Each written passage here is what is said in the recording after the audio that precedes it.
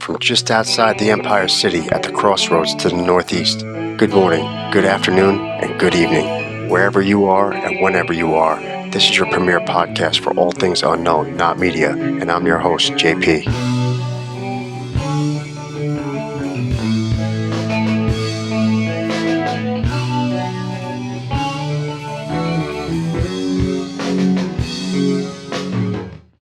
Welcome to Not Media. This is episode 17, and today I have a very special guest, Matthew Brockmeyer, who is co-host of the Murder Coaster podcast. I have Matthew on. We kind of linked up through another podcast that I had done, and he had me as a guest on his podcast when he was doing his 50th episode of Murder Coaster. I did a little story that I was familiar with about crime and murder. So through that, we kind of discussed maybe what might be a cool topic for one of my episodes to have him on as a guest.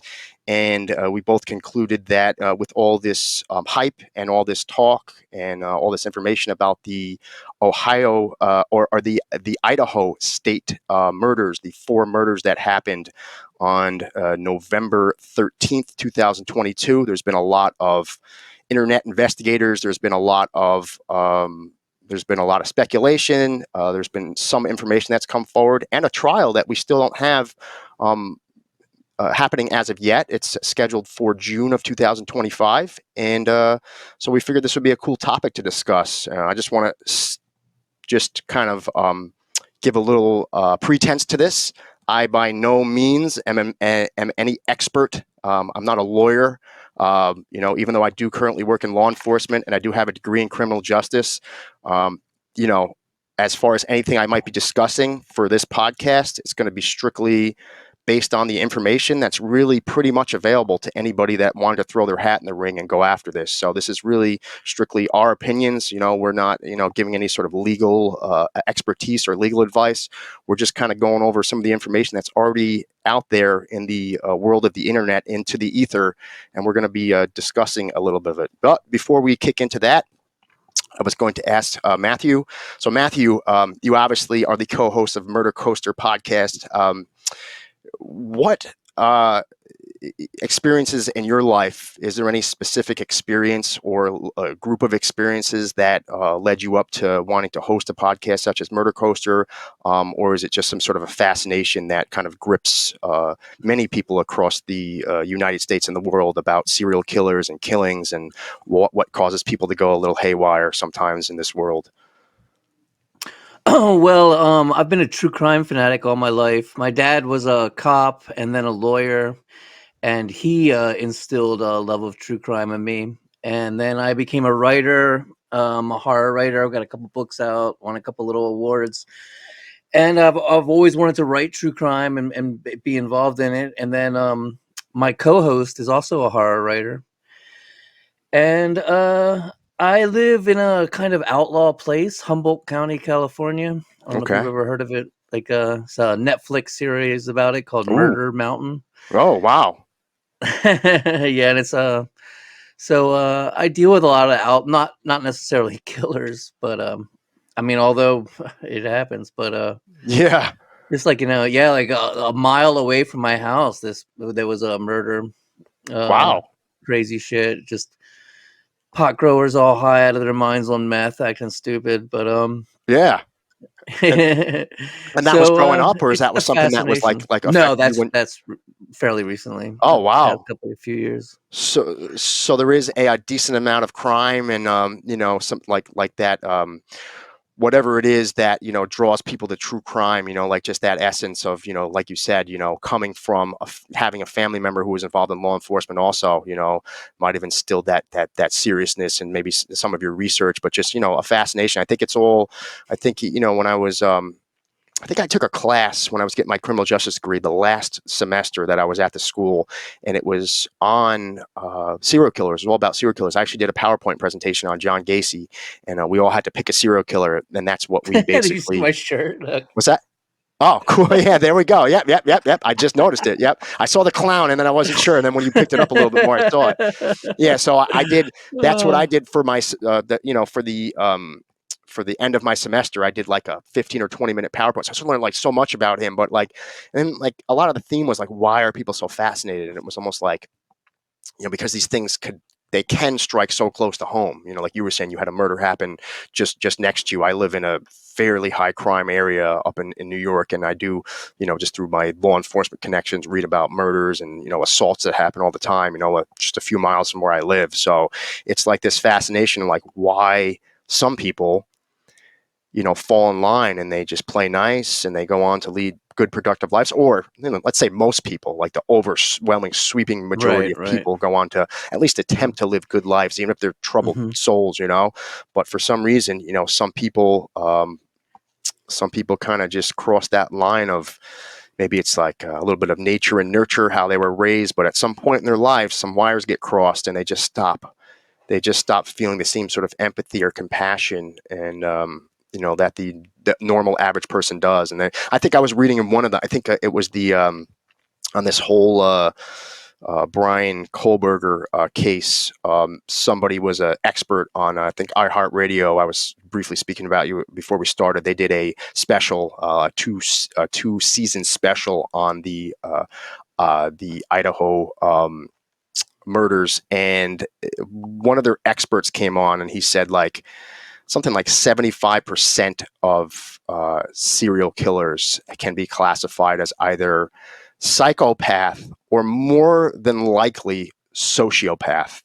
Because a psychopath is somebody that like cannot feel emotion, and I would say that that's just from my experience in law enforcement, my experience in even studying criminal history. Like that's very rare. Like someone who cannot feel emotion, and then somebody that like um, has a problem connecting with people. Those Like, terms are a little bit outdated. They don't really. They okay, call it antisocial personality disorder now. okay, But I mean, they feel. I mean, they feel anger. They feel yes, hate. You know what I mean? It's not like they're completely, but it's more like their empathy, like you're saying, is gone. They don't. okay. They And don't is see that people as humans. They see them as objects, from what yes? I understand. Is that from what you understand? Is that terminology of the word that everybody goes after? I think the common word. It's almost kind of like there's certain terms that people just confound in life. Like I get it in law enforcement a lot of times. It's like like my house got robbed, and like a lot of times if a crime happens at your house, it's a burglary. So your house didn't get robbed, your house got burglarized.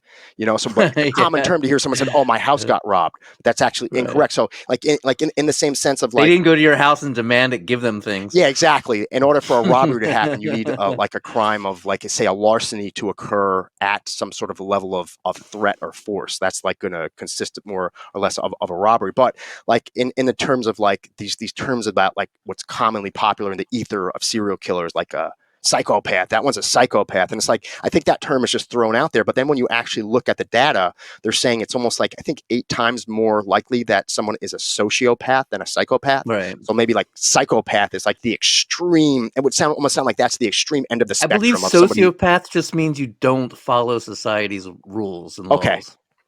there you go. So it could be like a blend of these, like what might be considered like a psychopath or a sociopath. There might be like a Mhm. crossover of somewhere between like maybe not like all psychopath. Antisocial personality disorder is Okay, so what they that's use why now. that we're That's the rocking word with. that's the new word that they use. Okay.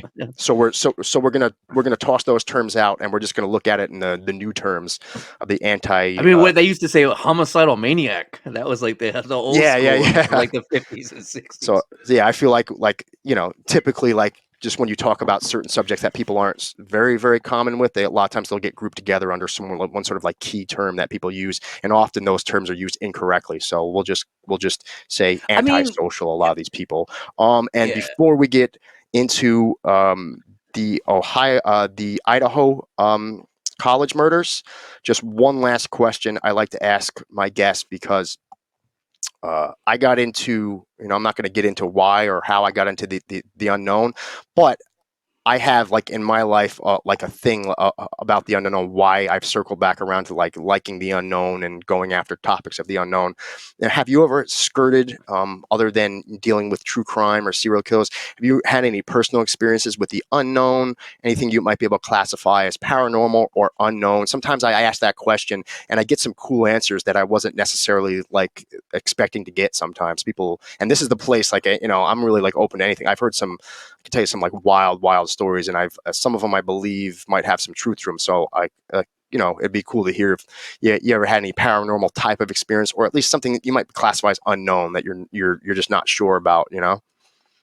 Unfortunately, I'm not going to have a cool story for you on that subject. Okay, I've stayed. I We have a family tradition of ours is to stay in haunted hotels, and I've stayed in like all the famous haunted hotels in that's California. cool. I've never really seen anything. I'm open minded. I'm not going to say anything, but I personally haven't seen anything. I've seen some weird things in the sky, like kind of UFO kind of things, but I mean, I don't know what Yeah. you Nothing that you'd be able to classify as like you definitely saw something. You just weren't sure what you saw. know. Like what have you seen? Just objects that they just didn't jive with something that you're familiar with. Right, right. Okay.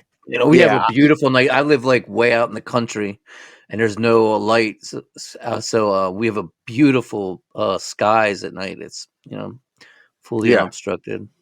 Oh wow. So sometimes you see some things that just aren't jiving with what is known, like say like a known type of aircraft or something like that, or any object that you might know. Like, hey, I know what that Yeah, is 100%. Yeah, odd I movements, understand.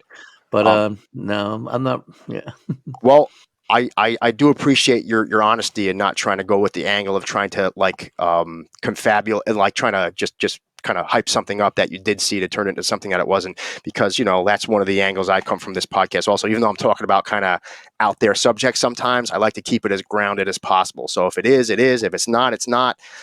I I don't really know either way. I'm going to say just honestly, I'm kind of like with you. Like I'm definitely open to experiencing something. Not that I'm asking for any sort of paranormal ghost experience. I have never stayed purposely at a haunted house or anything, but it's not like I don't believe in things like that, because I have had guests on that have even had trace cases involving some sort of we might consider like a specter or some sort of like a potential ghost haunting type situation where there was actually trace evidence involved afterwards. So it's kind of hard to argue with something where you have like physical evidence after the fact of an occurrence. So I do strongly speculate these things are real or they can be real, but like I said myself, the most I have too is some sort of unknown thing in the sky I saw one time, and I'm still not to this day sure whether or not it was a balloon that was maybe floating around 25, 15, 20,000 feet in the air, or if it was something stranger than that. But I couldn't tell you either way, because when you're looking up in the sky and you don't know what you're looking at, it's kind of like,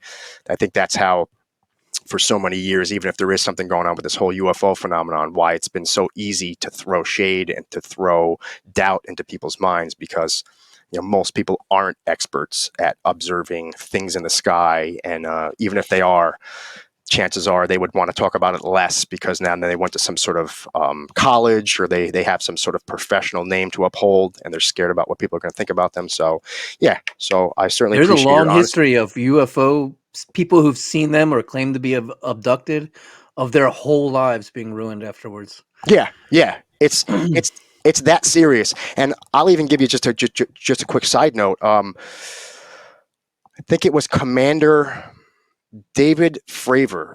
He was what's been thrown into the world of the internet and the world of popular media as the Tic Tac UFO. That's gotten a lot of attention. I don't know if you've ever heard that term, Tic Tac UFO.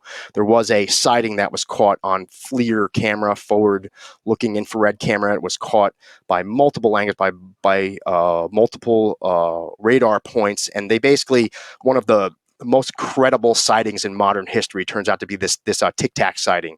And they even had, when they had this um, UFO Congress, when they had people coming forward and they testified before Congress about what they know or what they don't know, they actually brought David Fravor forward, and he was one of the key witnesses, because he was he was an experienced jet pilot, and he was very credible. He worked a very good Mhm. career, very prestigious career, and for him to come forward, he said during the time of the sightings, which was approximately, I know it was in 2000. I believe it was 2004, somewhere around there. And during the time he had the sightings, actually, he said it was so serious, like guys' wives were divorcing them for even coming forward at the time and like talking about this because they were getting so much negative feedback from even their superiors and their coworkers, in the Air Force, that it was putting so much social pressure on them. He said he saw guys driven to tears, guys driven to divorce. He said it was really bad, and that was the sort of social stigma, even as far as Yeah. 2004 goes. And you'd think like, oh, well, we're talking about this, it's all in the open, and it's like, well, if you've never been inside any sort of like a paramilitary organization, you don't know until you're inside of an organization like this what it really looks like from the inside and what your life becomes when you say something or you do something. You realize that you get singled out very quickly once you start becoming the nail that sticks out in an organization where everybody's supposed to blend in and everybody's supposed to look the same, act the same, walk the same. I mean, I just had a little taste of that, when I got involved in policing, and I had lots of tattoos at the time. I actually had to have some lasered off because I had so many. But like, if you stand out any way different than the people standing next to you, you get singled out very quickly in these sorts of organizations. So I could see how, when you're talking about something that might label you as a kook, how people standing next to you, even though your own coworkers might start to distance themselves. They say, oh my God, like you've just touched upon something, like you've opened Pandora's box and this could ruin me. This could ruin my career. And I even saw it with the whole trace case I was talking about, the whole thing with the with the trace evidence. When they were bringing this evidence to a laboratory, there was a scientist there and they were just filming the documentary. And the scientist, the second he heard about what they were doing, he's like, get me off camera. Get me off camera. I don't want to speak to you. I don't want to know you. Like, stay away from me. Like, I'm good. I don't want to know. They're like, oh, no, no, no. We can send you the results of our, and he's like, I don't want to know. He's like, just leave me alone. He's like, the second he found out what they were doing research on, he just froze up and said, like, there's no way, shape, or form. Get me off camera. Get my name out of this. Don't talk to me. Like, leave me alone. He just didn't. He was terrified, and it just goes to show, like the level of fear and terror that standing out in a way that fits outside the lines of that box that these experts were told they have to live their lives inside of. The second they walk outside that line, they walk very much into a uncharted territory, and the price to pay can be very high socially for doing something like that. So, all right, again, thank you for being honest with me, and kind of just rolling into the whole Idaho college murders. So here we are. I cannot say as of right now, or as I'm looking at it currently, like it almost seems like all stones have been turned over as far as what is available to the public, and they've been hashed over, they've been talked over.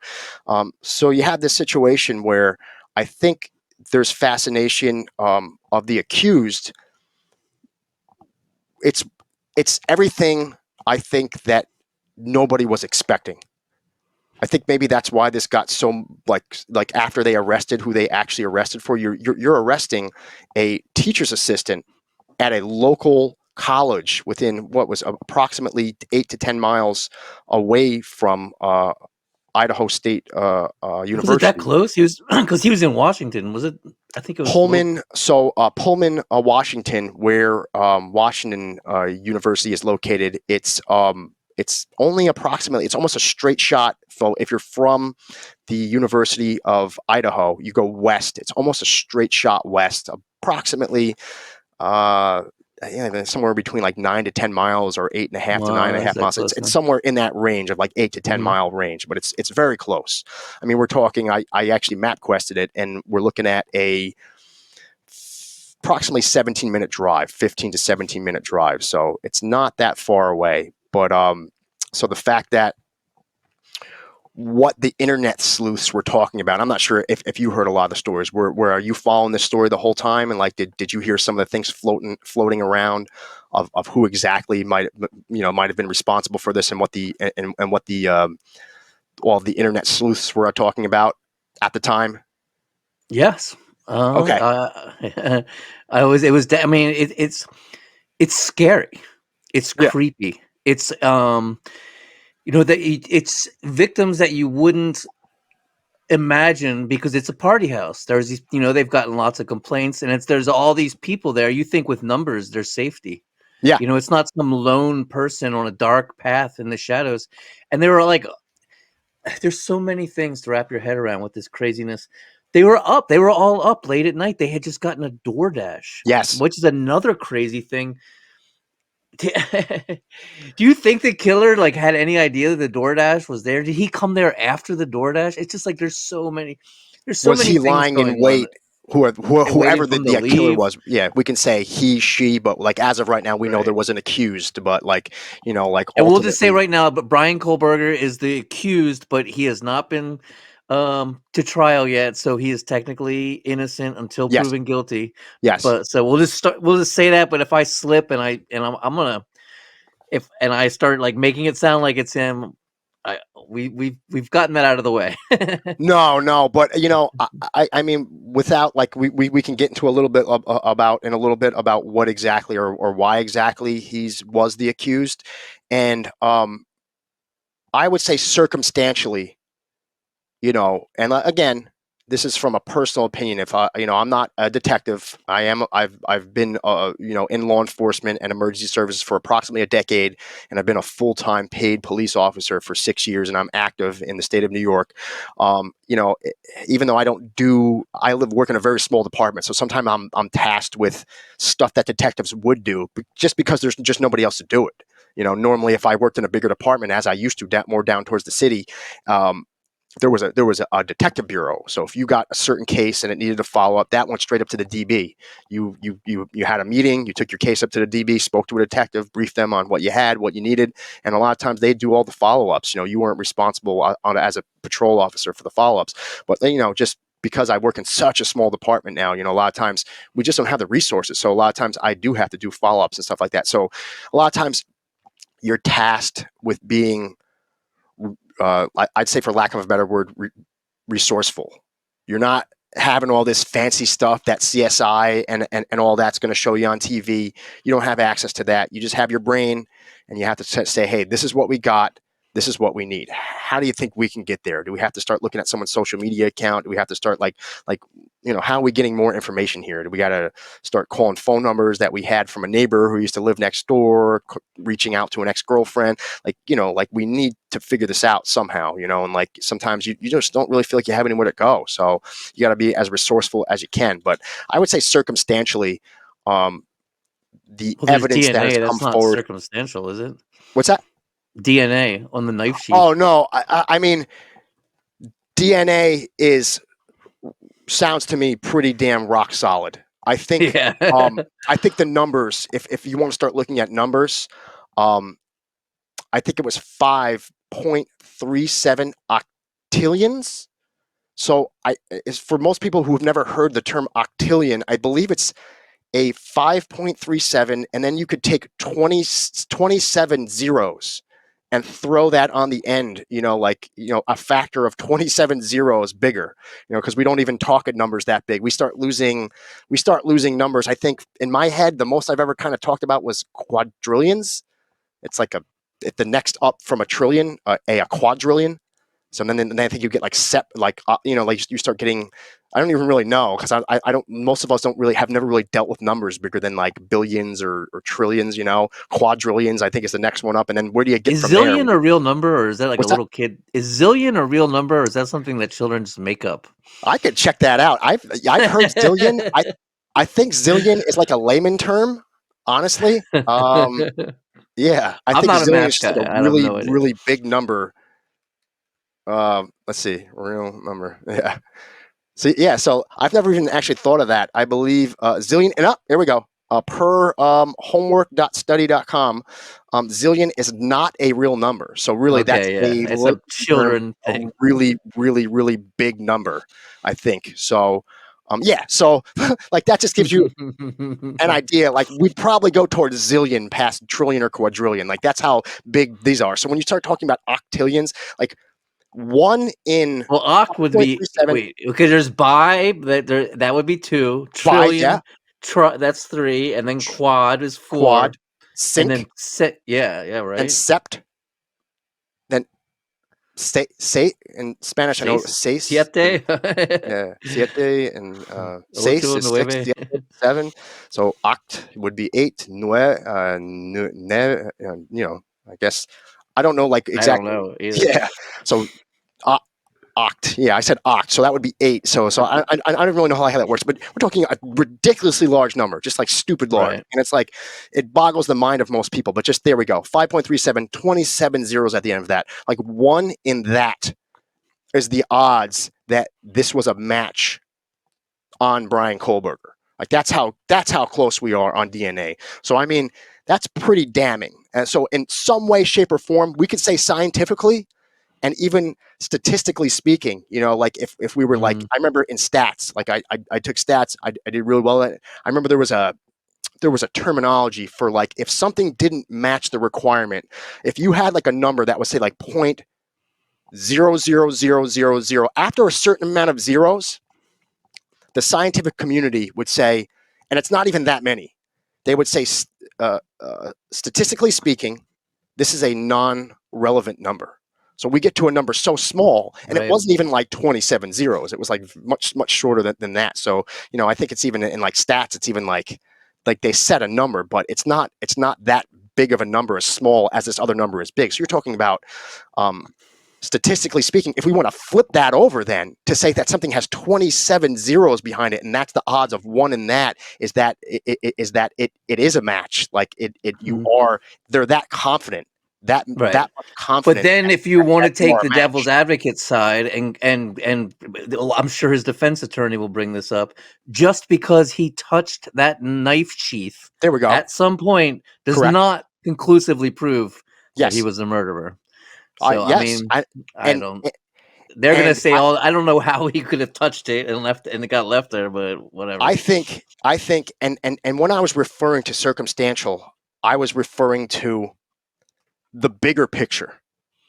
Hmm. They're going to go after, you just hit the nail on the head. They are definitely going to go after each part of that case. And what they're going to do is, because circumstantially speaking, if you take it as a whole, and that's grouping in the cell phone pings with the DNA and the knife sheath and the car on the video. Now we've made this sandwich, this circumstantial sandwich, you know what I'm saying?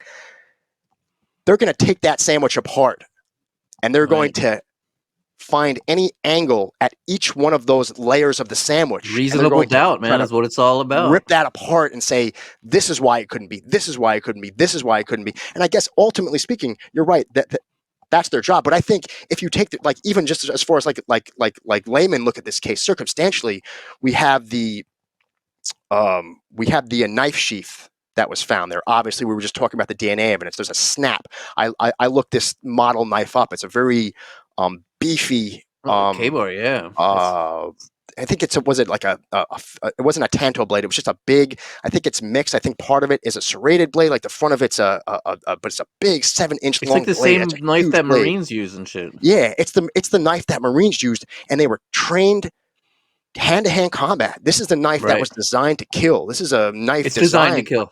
Mhm. Yeah, yeah. Absolutely. The only purpose of that knife, when the Marines were issued it, is God forbid you ever have to do hand-to-hand combat.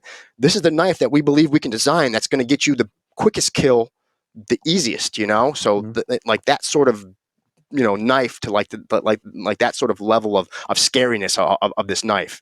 And when you get this knife is made in America. It comes with this beautiful leather sheath, and there's a button snap, like any sort of like if you just take like a jacket button, and I guess that the knife fits into the sheath, and then the top part of the knife has like a snap like that, and it's a thumb snap. So if you were holding on your side, you can just flick your thumb backwards or flick your thumb forward.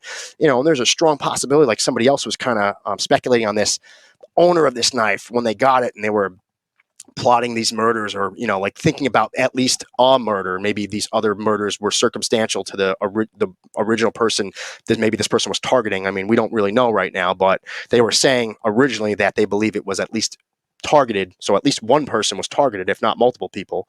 So we don't know if like more than one person was originally targeted, or if this was like just him or her or whoever going after one person, and then these other people kind of just got in the way, and they were just collateral damage. In your research, because I think you may have done more research than me. Is that People magazine story where they say that he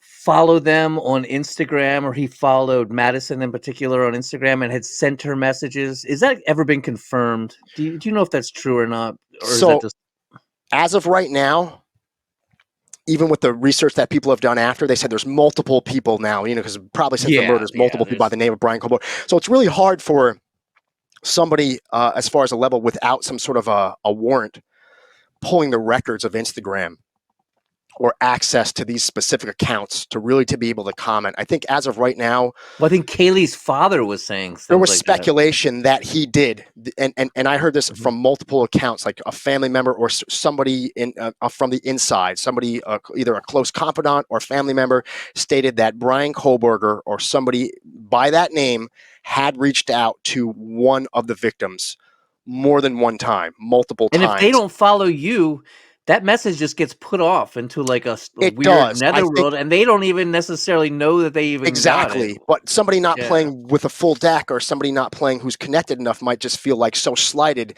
Like it's like they're right. living in their own world and anything that they do, they Mhm. feel like they almost have this very self-centered way of living, and that like anything that they do is like, oh, I didn't get a reply to my email, so that was a straight disrespect to me.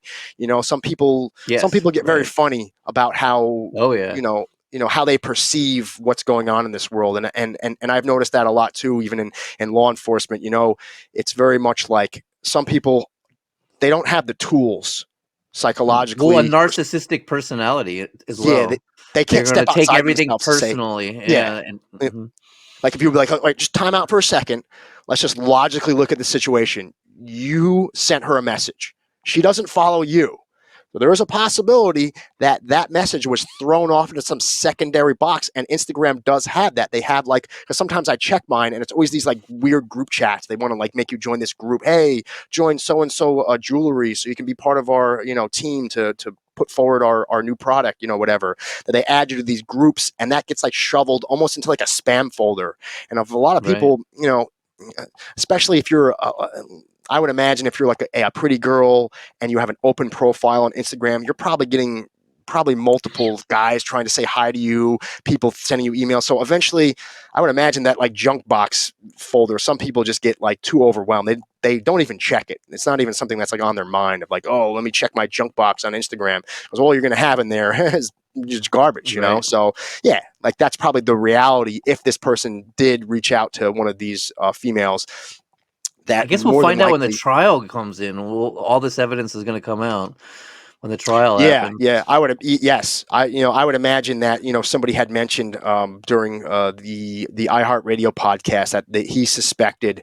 I think I can't comment on the level of expertise of this person, but I do remember he stated that he believed that, and this is just speculation, 10%, maybe 10% of the information that's actually available has been made public. And I Right. wouldn't be shocked about that either, because you don't want to destroy a case like this. If you have very, if you have information that's held closely to you and you're the investigator, you're the prosecutor, you start making that public, you very much could start putting things into jeopardy. So you want to hold that off until after the trial, like any sort of like thing that you might have up your sleeve. But like I said, I was trying to Google this before very quickly. I forgot the terminology. There's a term. I forget if it's Barry statement or something like that. But like I said, Discovery? I without knowing the exact term, there is a concept in the legal aspect of this where anything provided to the the defense or the prosecution has to be provided to the defense.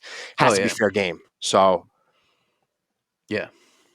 what we have right now is um, these bits of information that are known about, and there's probably much more available. But if it's available to the prosecution, that same information has to be made available to the Defense, defense. yeah. So, um, and like I was saying, so I think back to what I had like I had originally said about the circumstantial aspect of this. Like it looks pretty damning. It looks pretty damning that you happen to drive a car that matches the exact, or is very close match to the exact. I think they finally got down to 2014 to 2016 or something in that range of a white Hyundai sedan. So you happen to drive the year and make of the car. You happen to leave the. You happen to. Oh, just want to make sure I didn't lose you, Matt. Am I still with you here? Oh, there we It go. seems like it's me. Hello, are we Yep. back? Got you back. Yeah, yeah. Okay. We're right here still. Yeah, it's not looking So, good for him for sure. oh yeah, I mean, there's just you. so many things. He had turned his phone off, Yeah, yeah. So, and then yeah, so he returned. So I mean, like we said, he's innocent until proven guilty. But if it was him, I mean, like it's so many things to speculate about. He had returned there at 9 in the morning yes, before, and that's then correct. the murder had not been reported yet, so no one knew. And I'm wondering, a lot of people are thinking he's like, one of these sick psychopaths who wants to relive the crime and get a sexual thrill about it. But I wonder if he's thinking, fuck, dude, I left my sheath in there. Might have been You know thinking what I that. mean? Like, That's a very good observation. That is a very good observation. You don't know because what try we to maybe saw after see if he this, could get back in or something. I yeah, don't know. this sort of personality, what we saw after was definitely in the realm of what we consider like OCD.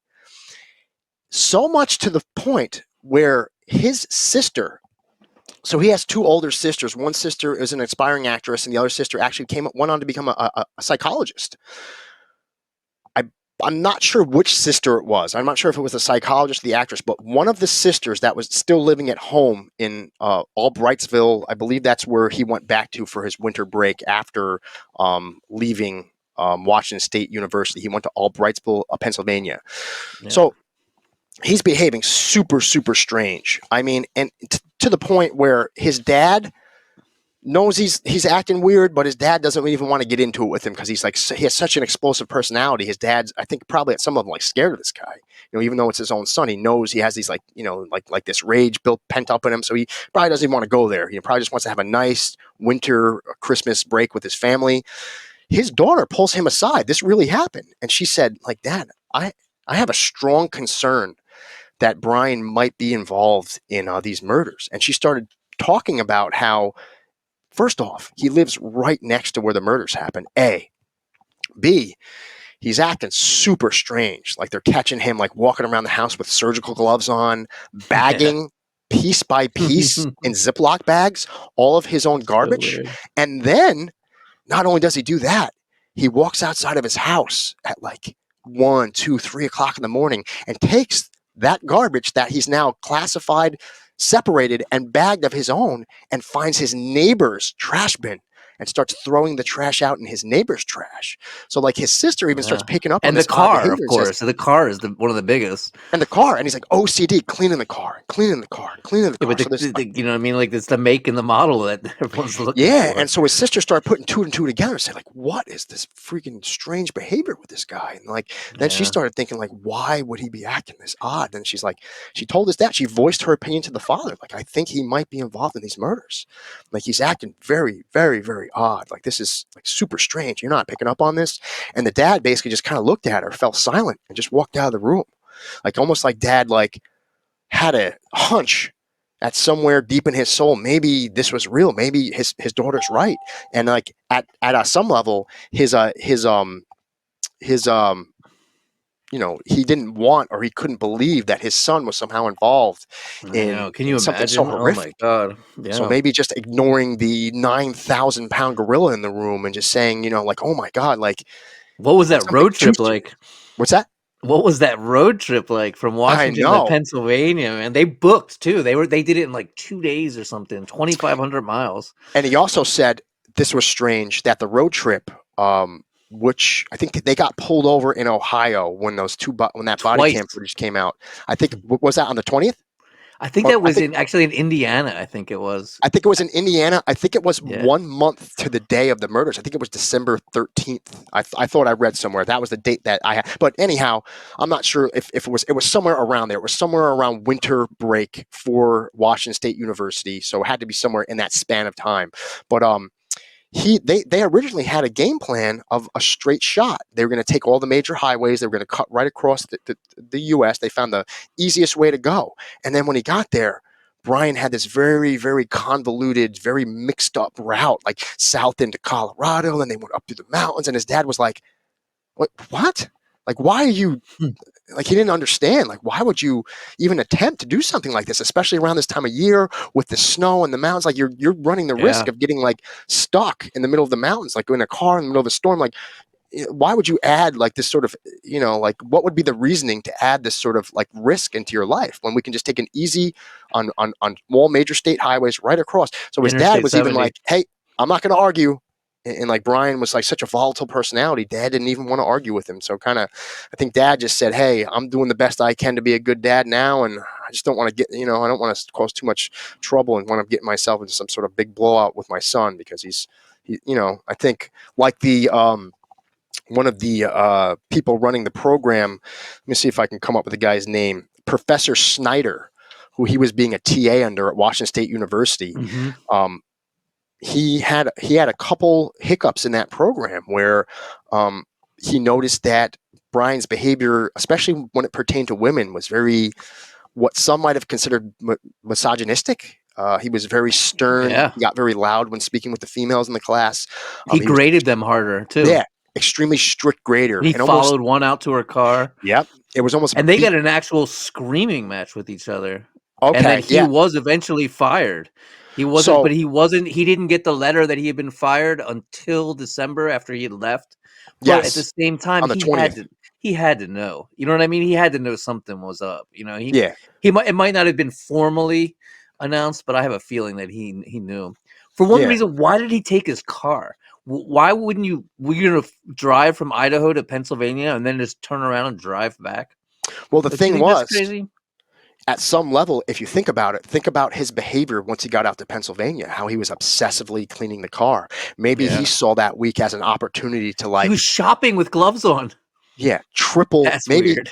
maybe at some level he became so obsessed with cleaning up because at some level, like you said, he knew he left the sheath. So he knew he did Yeah. something wrong already, and he knew that that could be damning, but he thought like, maybe if I go over the evidence again and again and again and again and again, and I just get rid of everything and everything and everything, there would And be they were nothing. following him at this point. They were all over him. They were, Yeah, you know they what I were mean? watching him He do was this, probably like, I think you start to notice that a little bit. You know what I mean? It could be Oh yeah, paranoia, but at the same for time, you're like, sure. what is going on? You I know? would think getting stopped twice by, not only was it a trooper in Ohio, No, but I then it think was that was a random. sheriff. I think that was random. It was random, yes, Yeah. because he was tailgating on a highway, and they're constantly Right. looking to pull people over because they don't know who's trafficking drugs. So a lot of times they just do these minor infraction stops just to kind of see how you act. Like if they pull you over for Mhm. tailgating, there could be a strong possibility that you're only going to get a warning. But if you start acting funny, like you start stuttering, you start sweating, they start seeing sweat coming off, your lip starts quivering, you start acting like, oh, like I'm just stopping you for tailgating, buddy. Like I was just gonna give you a Right. warning. Like what's going on with you? Like you start like giving these tells about like you might be up to more than just tailgating, and a lot of times it's that personal experience between a police officer and the person driving the vehicle that kind of leads the police officer on to like there could be something more to this than just a stop for tailgating. But a lot of times they can't make contact with you unless they have, what's like probable cause for a stop, and if you're tailgating, that would be in violation of the VTL of the state. Now they have a reason to pull you over, and they know in their Mhm. head 95% chance I'm just going to say, hey, here's a warning, just be careful, all right, maybe go take a nap at a rest stop. It's probably going to turn to that, but that's how a lot of these police officers get these bigger arrests, because they'll do a stop like that and they'll start to see other things that start to unravel. Like hey, can I get license and registration? Oh, well,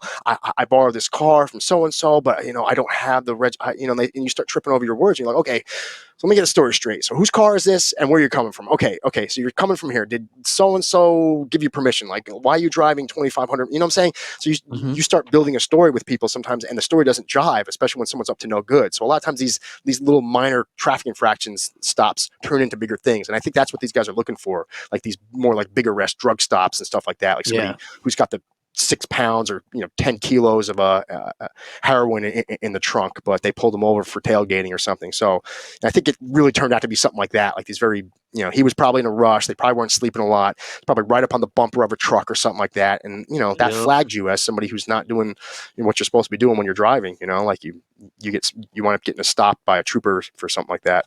So yeah. So this Professor Snyder at Washington State University, he originally got over to Washington State University because one of his, I think one of his professors for his master's program, Catherine Ramsland, actually Hmm. had some interviews with the serial killer Dennis Rader, who's a BTK. I believe she went on to write a book about it. I'm not 100% about that, but she spoke very highly of Brian. She said that he was one of the two students she ever recommended for a PhD program, and she spoke about him like he was brilliant. And obviously after his arrest, she kind of looked back on that decision and maybe thought twice about it. Like, I don't know if he's guilty, but maybe he was doing all this work and doing so well because instead of like really having a But you fascination know for what's helping people. interesting? It was during COVID, so he was taking all the classes online. So Okay. she wasn't having personal interactions with him. Ah, so if he was strange or acting strange or like just sometimes you can't really read Creepy, someone if you weird don't really guy. get a face Yeah. to you don't get a face to face with them. It's easy to have someone in an online class and maybe that person doesn't have. I mean, I've seen it in my own life, where like some of these kids come out of master's programs and then you get them in like a physical workplace and they're absolutely out there and you're like, how have you gotten this far? You have like a master's degree, like what have you been doing? You're like already like in your mid 20s or like what, like have you been living under a rock? Like, and a lot of times, yes, like the answer is some of these people, they don't have a lot of social experience. So a lot of times Well, they can yeah, get he was pushed through living a with his master's parents program. till he was 27 years old. I Yeah. mean, not that there's anything wrong with that, but I mean, we Some, get into his childhood too. He was terribly obese and was bullied yes. as a kid. And then Yes. he got into heroin, I think at like 13 or 14. It's a Okay. very Yes. young age to get into a Wow. hard That drug is like young. that. Yeah. Yeah. Did you listen to any of his rap music? I heard some lyrics about them, something about like you are not my equal, you are evil. He was rapping about this thing. He was claiming he experienced something called visual snow. And Yeah. as of right now, this condition of visual snow is very much like, I don't know if it's a psychological thing. I don't know if it's a physical thing, but science really hasn't even got behind visual snow enough to be able to Mhm. be able to give a correct classification of why it exists or who it exists to and what the pathway for this disease, if it's even real, or if it's not some sort of a manifestation of like somebody believing that they have. I don't know what it is, but Right. he was Whether it's claiming to have physical or this. mental. Yeah. Mhm. Did did you read about this whole visual snow I that he was going did. I through? did. And I was hearing about this doctor who had it himself. Claims that they've had it, because I've seen like sometimes Yeah. if you look up at like a really bright sky, sometimes it's almost like a look of like, and I've heard other people say this too. But I'm not sure if this is common, like if everybody kind of can get this, but like a TV, like when you have it on like a TV to no channel and it looks like snow on a TV, Yeah, static. Uh-huh. almost like a static like look. I mean, I've gotten like glimpses of that before. Like if you look up at like a bright sky, and I've asked other people, I've said like sometimes I've had other people say, yeah, like it kind of does sometimes, if you look up like a really bright. So I'm like, I don't know, like just personally, like I is get the what, worms. yeah, what is visual snow? What is it? Is Yeah. it a manifestation of like some sort of psychological deficit or Or is it something is physical, like your optic nerves? Yeah, they don't really know. They don't. It's still yeah. being studied. Like tinnitus is something that like enough people have said that like it's like an audio thing you hear, like, and Right. it results from people that have been exposed to loud noise and then they get Hmm. this like extreme buzzing, and that's been like Yeah. they actually have medicines for tinnitus, even though like a doctor's never going to be able to hear tinnitus. Enough people have come forward and said, yeah, I was exposed to loud music for 15 or 20 years of my life, and because of that, I get ringing in my ears sometimes at night, and that's the correlation between people with tinnitus. And so they've actually classified tinnitus as a disease or condition because it's apparently results from nerve damage. But visual snow, like right now, like as of right now, we'll put visual snow into like a gray category because we don't even know if Mm-hmm. it's a real thing or not a real thing. We're just not sure. And I don't know. Like I said, I kind of looked into it, and from what anything I've read about it, like minus that one doctor saying they believe they've had it, like I could say I believe I've had it before. Like I don't, you know what I'm saying? Like I'm not sure if it's just an observation of just something about like the way light is perceived by the optic nerve, and some people just get obsessed about it. If it could be like if somebody is prone to OCD, would they be Mm-hmm. more prone to visual snow because Mm-hmm. they pick up on this one little thing that like maybe like you might see like a floater or something, and then they start focusing on that, and it's like, oh my god, like what is this? Am I sick? Right. And then they start obsessing. I don't know. I just really don't know. That makes Like I sense. said, I That makes a lot of sense. yeah, I just know that there's like um, I just know that like again, I'm no expert. I have a degree in psychology also. I know there's things that have been classified over the course of time that many different experts across the board have said yes, this is a certain type of personality profile, this is a certain type of mental disorder, this can be classified, and some of these things are hard to pin down. And like I said, so he claims that all this stuff was because of visual snow, but I don't know. This is a first for me. I've never heard anybody because of Yeah, visual he snow. said that, Let's but even if you have visual snow, it's just like he claims that the visual snow caused him to have like a lack of empathy, that it yeah. caused him to like separate from humanity, to see What, himself yeah. as different, and Yeah, like yeah, what yeah, I mean, yeah. just there's Like, how do we like get there? blind people that are perfectly blind Yeah, that are still yeah. empathetic, sweet, nice, kind people. You know what I mean? They're not saying, well, because I'm blind, I hate the. I mean, you know what I'm saying? Yeah. So where? I don't know Yes. if it's an excuse or. So what about his upbringing led him? Was this bout where he was extremely obese? Was this something because he had high anxiety and was overeating? Was this something that was genetic? Right. What was the rate of obesity? Did his other two sisters have obesity, or was this something only that he had? Like what? Because I know a lot of this, his transformation came when he actually like started losing weight, kicked the heroin habit, but he was also doing heroin. And what drove him to do heroin? I think there's a lot, like you were saying, I think there's a lot of unknowns here. I can't say like because he was obese when he was young, he decided to use heroin. There had to be some other factors in his life. Didn't his parents get divorced and his mother moved down out like to the city or something like that? I think his I don't know. I thought I read somewhere that his parents split at some point when he was younger, and like dad, he Mm. went and lived with dad. Like, there's just a lot of questions in those formative Heroin is years such that a I would hard have. drug. It seems like a self-medication, doesn't it? You know what I mean? It Self knocks you medication, completely fucking out. It makes you yeah, sick. You're gonna be throwing up. yeah. It's not like fun, you know. I would say that's accurate, but self medication from what? Like, what exactly Yeah, happened right. to him when he was a child that he would have to self medicate to such a degree at the age of 13? I know, like, fentanyl and like pills, they were very prevalent in that area. Quite a few people from the same high school he went to either had overdoses, or even the girl Mhm. that got him involved in heroin, she actually died. Right. Of a drug overdose. She got in trouble. She was like facing some sort of court case, but she eventually OD'd She and died. relapsed. So Yeah. yeah, so the girl that actually got him into heroin actually passed away from it. So, but the question is, where or why the emotional deficit or the emotional issues that would drive such a young person to use heroin? Like, what happened in his upbringing? I think we have right now, without like time on our side and somebody being able to sit down with the family and write a tell-all book about what it really was like growing up in that household, like what his life looked like at 5 years old or 7 years old. I think there's a big gap on like the information we even have available to work with because we don't Mhm. know. Like, but obviously, I could presume or I could assume something occurred or some type of event. Was it a divorce between his parents? Was it bullying? I'm not saying one of these things caused this issue, but like it could have been a summation of a multiple number of things. Was it because his parents were struggling financially, and then maybe his parents were having fights and splitting? Maybe the children were caught right in the middle of that. I don't know, but his parents did declare bankruptcy. His dad declared bankruptcy Yeah. twice in 16 Right. years. So he did come from a family where his father was struggling very, very hard financially. To have to Hmm. declare bankruptcy twice in 16 years, that's really bad. I think federal law, I believe you only can declare bankruptcy once, only after a number of years. It's not like you can declare bankruptcy and then like 3 years later say, hey, I want to pull the bankruptcy card again. Like you actually, I don't think you're allowed to do it under a certain amount of time.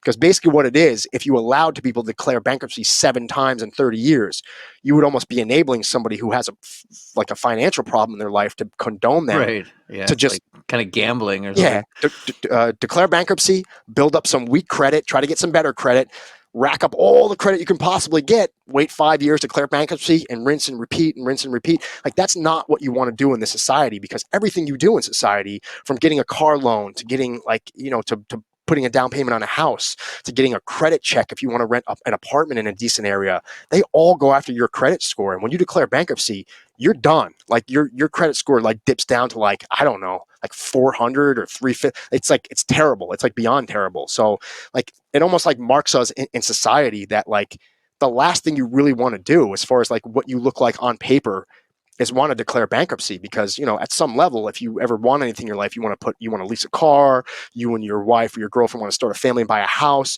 Like a really really bad credit score is going to haunt you. It's going to follow you around, and no one's really going to give you any leeway in this world as far as finances go, to like to try to get your life started and try to maybe get a loan to start a new business. Like this stuff will follow you around. So like that's obviously that's not what you want to do unless you are really really struggling in this world. So I mean, that's a little glimpse into maybe financially where he comes from, but like emotionally, how did that financial struggle affect the dynamic of his family? And how many fights did he have to witness as a child between his parents about money? And like, I mean, we just don't know Right. these things. But there's a possibility that this all had a very strong effect on his developing. Why But is it like a you say, coincidence? his one sister's an actress and the other one's a psychologist. Yeah, So I mean, he's you know what I mean. He's the odd duck. yeah, A lot of and times people are just born uh, like that. But even being born like that, some people are born they don't have any fear, and they don't they're they're they're they don't give a fuck about shit, but they go yeah, on to become jet fighters and firemen who run into yeah, burning yeah, buildings and save people. They don't become serial killers. Like yeah. And is it a tell too? Because I notice sometimes people who want to get involved in psychology, sometimes they have some own stories of their own about trauma or going through an experience, and yeah. that's why they Hmm. wanted to become helpers, because they saw like, hey, this is what I went through, and I'd like to be there for somebody else, and like so.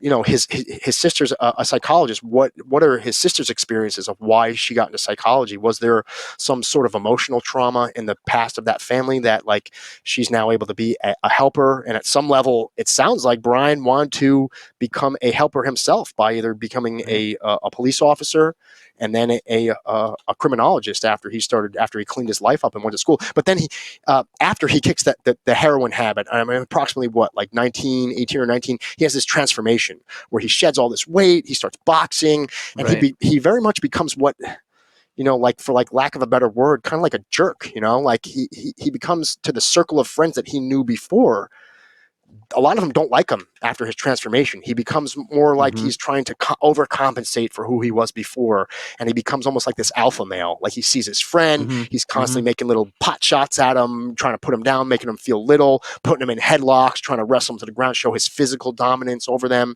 So he has Hmm. this transformation, maybe not in a better way, like he's overcompensating for something that happened when he was younger, maybe got picked on, or maybe like had less confidence now, and he gets this surgery, and it gets rid of this big flap of fat, this big flap of skin that he had hanging over his belt line because of all the weight that he had lost.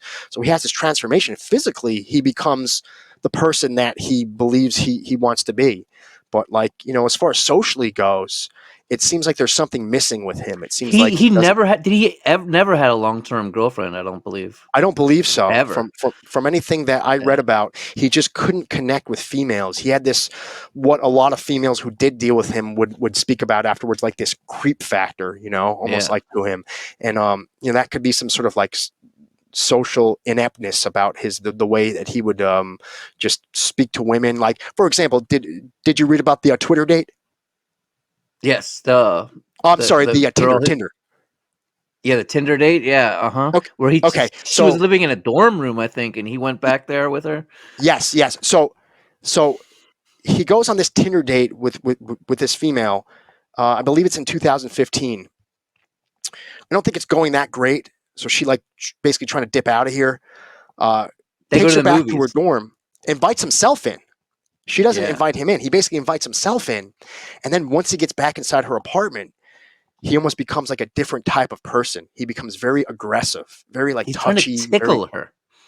yeah, trying to tickle her, trying to be like almost like very like physically like almost like dominating, trying to spark some sort of a connection by touching her. And especially if you don't know somebody that well, that could put somebody off a lot. Like if things are going good, like I've been on enough dates in my life to know like what it's like to be on a date. If things are going really, really, really good, like sometimes a little playful like touch or like a little hit, or maybe even if you guys are like feeling a little closer, like a tick, like that's like might be par for the course and like stepping up to like whatever the next level is, like some sort of social intimacy. But that's like cues you have to read very, very carefully on a Yeah, date. Like if it's going awkward and it's not going good and there's not that connection, like reaching out to someone and putting your hand on them and touching them could very much be off-putting and have the exact opposite effect. So I think that's basically what it was doing. So when she got back to the apartment, she got so nervous from this sort of behavior. She actually faked being sick, locked herself in the bathroom, and started to act like she was throwing up. So after yeah. him standing outside for however X amount of minutes, he basically got the hint after like, 10, 15 minutes or whatever, like, oh, this girl's not coming back out. So he basically just said, hey, I'm going to head out of here. And she, whatever, was playing the act of that she was vomiting. So she basically just made it sound like she was vomiting and like she was not getting out of that bathroom. Like that's how put off she was by him. And then he So texts her that just then he goes out to his car and texts her, "You have nice birthing hips." yes, yes. What And a if that, thing to say to and somebody! if, What and the if that, hell? if that in itself wouldn't be creepy. Like even if a girl was into you and you said that to her, it would almost be like you would just be joking. Like you'd say it for like a weird joke or something. If you guys had Woody that like Harrelson said weird, it in that bowling movie, Kingpin. what's that? Oh, did he Woody say that? Harrelson says it in Kingpin, but he's supposed to be an Amish guy. You know what I mean? He's an Oh, Amish okay. guy. He's like, So who knows? her Maybe birthing he hips thought are he was being terrible. funny Not or Woody like, I Harrelson. mean, who knows? He's not the whoever the Amish guy is. Whatever. Yeah, you know what I'm talking about. Yeah. His buddy, So, so he's, Jeff Daniels. okay. Yeah. Yeah. Yeah. Yes. Jeff Daniels. I think I definitely remember that from that movie. Like, Yeah, it's like a real hilarious quirky. part. Yeah. Super Because she's like freaking quirky. super beautiful. She's like, and he's like, I wouldn't go out with her. He's like, why? He's like, her birthing hips are terrible. Yeah.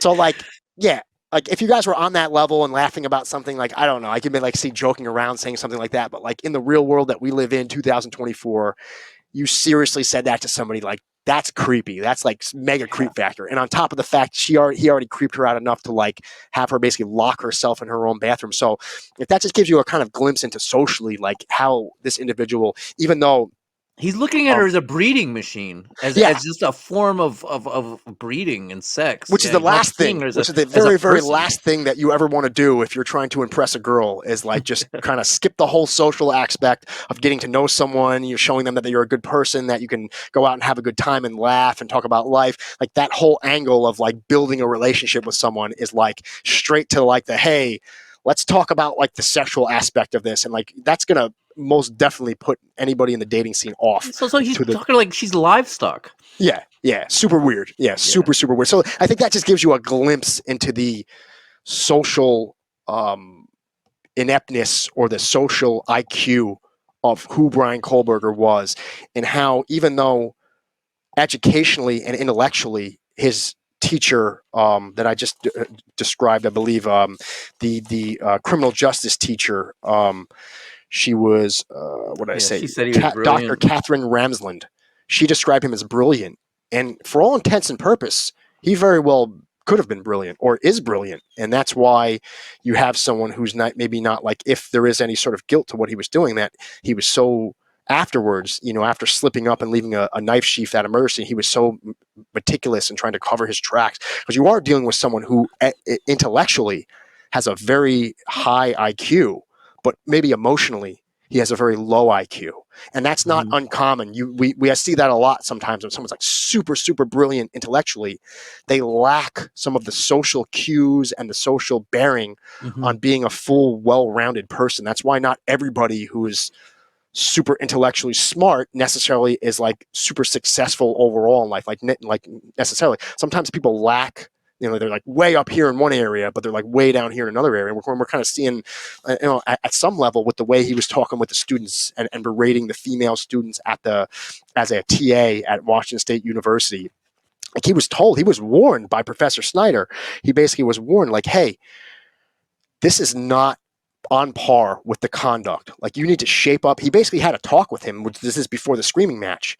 You need to shape up or ship out. Like, we're trying to give you another shot here. We're trying to let you know this is what you need to do to survive. Your level of being a TA right now, and what we expect from you, and what you're actually giving us is far and in between of where you're at and where you need to be. He warned him. He had sat down and had a talk with him. We're getting complaints about your professional conduct, about how you're speaking to female students, following the female student out to the car. Like, all this is stacking up. He was so concerned, Professor Snyder. He pulled aside the head of that department and he said, "We have potentially a loose cannon here. Yeah. Like, I'm concerned enough I to think he let you made a know, girl cry at some point. yeah, like, this is bad. Um, Like, we and need then to like he after the address this." murders, he went in the exact opposite, which is so Yes. strange. He just started saying if you handed in a paper, he would just put 100% on it, Yeah. 100%, and just gave everybody he went from grading people so hard that no one was passing to giving everyone A's, like, Which is after very before strange and too. after the And right murders. after the murders, So almost weird, like dude. So either he was strange. preoccupied, right? Or he was relieved at some level. Maybe this some sort of torturous Yeah, right. impulsion or compulsion that he had. He finally let it go and released it.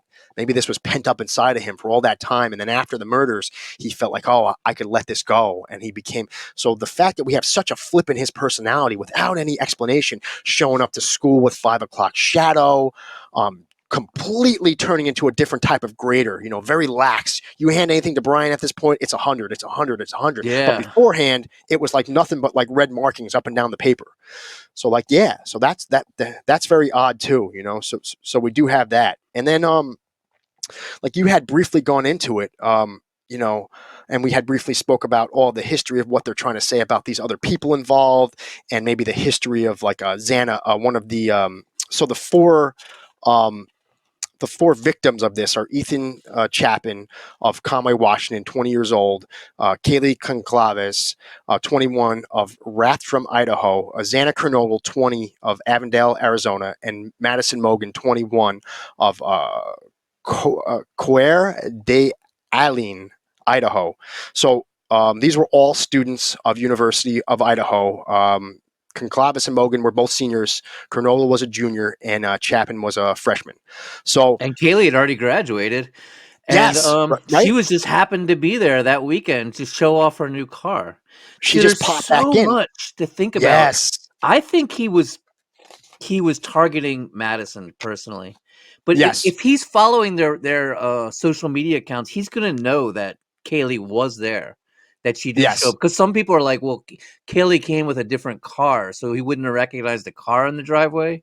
But they Okay. had been posting that day. There's that famous picture where like they're sitting on each other's shoulders. It looks like a Yes, cat yes. bat or something. That was like literally hours before the shit went down. Yeah. So So crazy. I didn't realize that she already had graduated. Yeah, I read she landed a job already. I think it was down in Texas. She landed like a career basically. She landed like a good job right out of college. Like she had her life set up. It was a Range Rover Evoque, or 2016 Range Rover Evoque, and she wanted to show it off to Madison because they were longtime best friends. I mean, they would go on Yeah. family vacations together. That's why. That's They even went to though they were in college two there different. together. Yeah. Yeah, they went to two different sororities, but they went to the same college there because of who they were growing up, and the fact that they were so close growing up. So just it was like a Mhm. whim that they got together for like one last weekend, that she'd be able to come to school and visit them and have a good time. They all went out to a football game together. They went out to the bars together, to the food trucks after, like the whole Yeah, the food college truck, man. experience, That was like just out there 1:30 in the having morning. fun. And so, yeah, begs the question, what was the connection here? A lot of people speculated, and on the internet, there's been a lot of speculation that this was because when Brian had this change of heart and change of life about how he was a heroin addict, and he decided to get his life together. He decided to start boxing and being fit, and his body is his temple.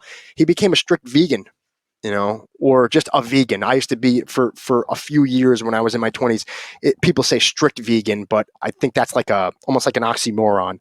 A vegan is like the most extreme type of vegetarian. A vegan is like you won't eat honey because you believe that a bee Mhm. was It's an animal product. misused.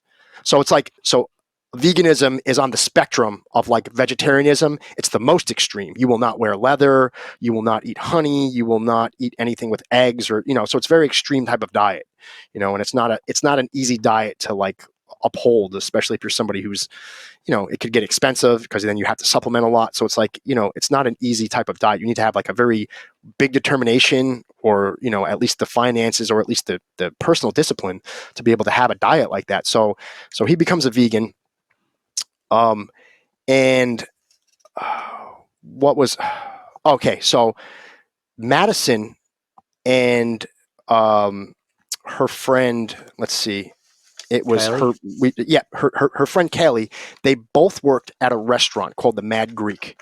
And I know just from, like I said, I'm not even a vegetarian anymore, but just from my little bout of my life of doing veganism and vegetarianism for X amount of years of my life, I kind of know that Greek restaurants are sometimes used by people who are vegans or vegetarians because they have an alternative for what is the gyro. So a alternative for a gyro is a falafel, and a falafel is are these little balls made out of chickpeas.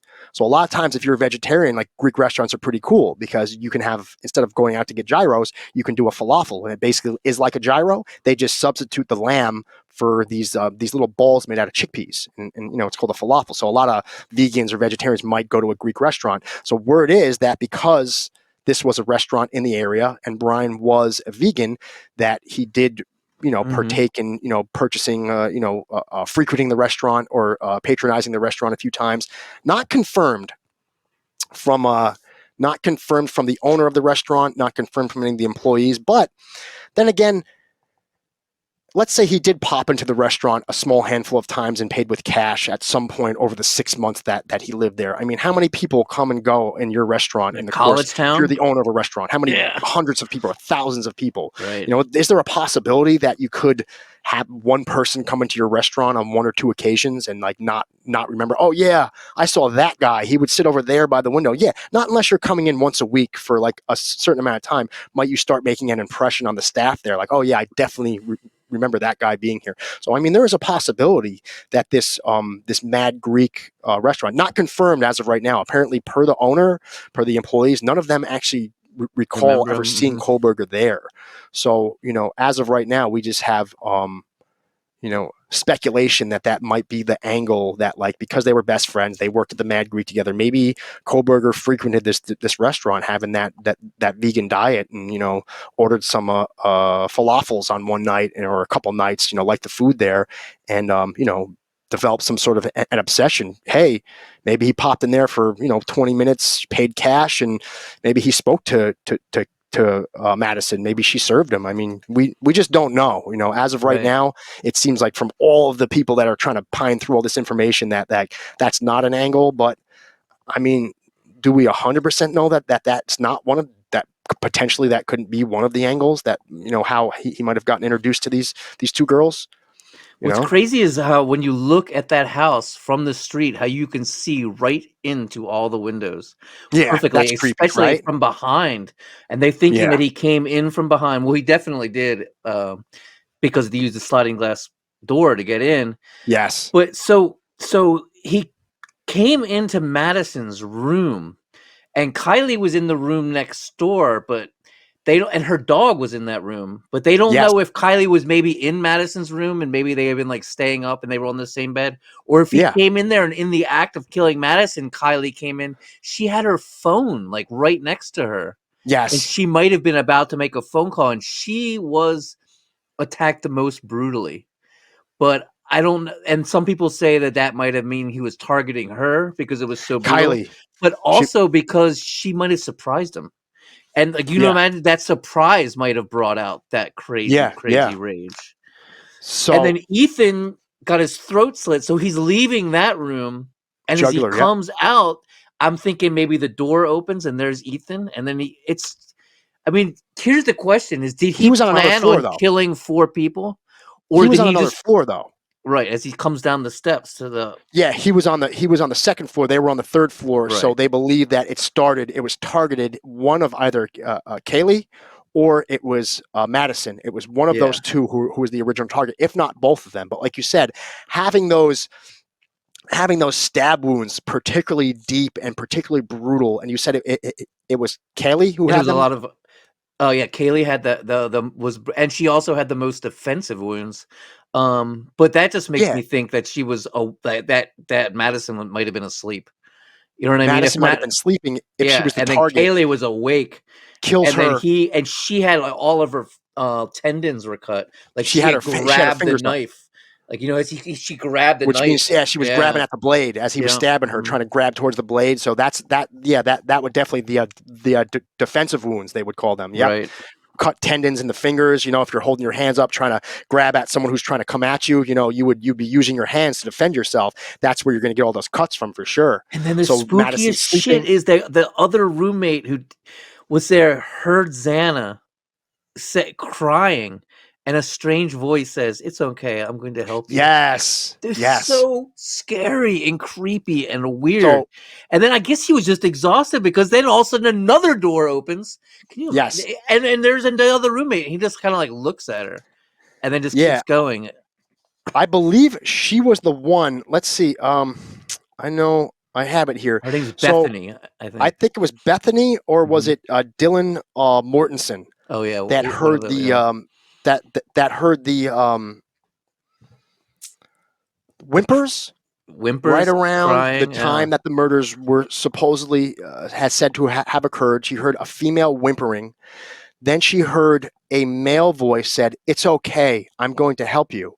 And like you've probably seen this, you've probably heard about this with like these like real big, and let's say what we say, emotionally disconnective type of people that fit these profile for these serial killers and these these mass killings. It, it wouldn't be unheard of, especially like let's think of like a Ted Bundy, to have someone kind of disarm you by saying like, "Oh, it's okay. I'm going to Oh help yeah. you. Hmm. It's all right. You just come here. We'll just talk. Everything's going to be okay." And we've seen this with like other killers too. We've seen this with like a ploy with other killers. Who was the one that he recently? Oh man, he killed a bunch of people. I think across the U.S., but the famous one was he killed a girl up in Alaska, and he Oh actually yeah. Israel Keys.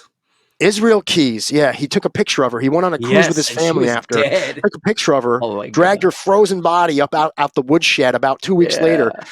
Use popped her wires to eyes put her. open, Yeah. took a Polaroid of her in front of a newspaper, trying to say like this is Hmm. a current picture. So Yeah.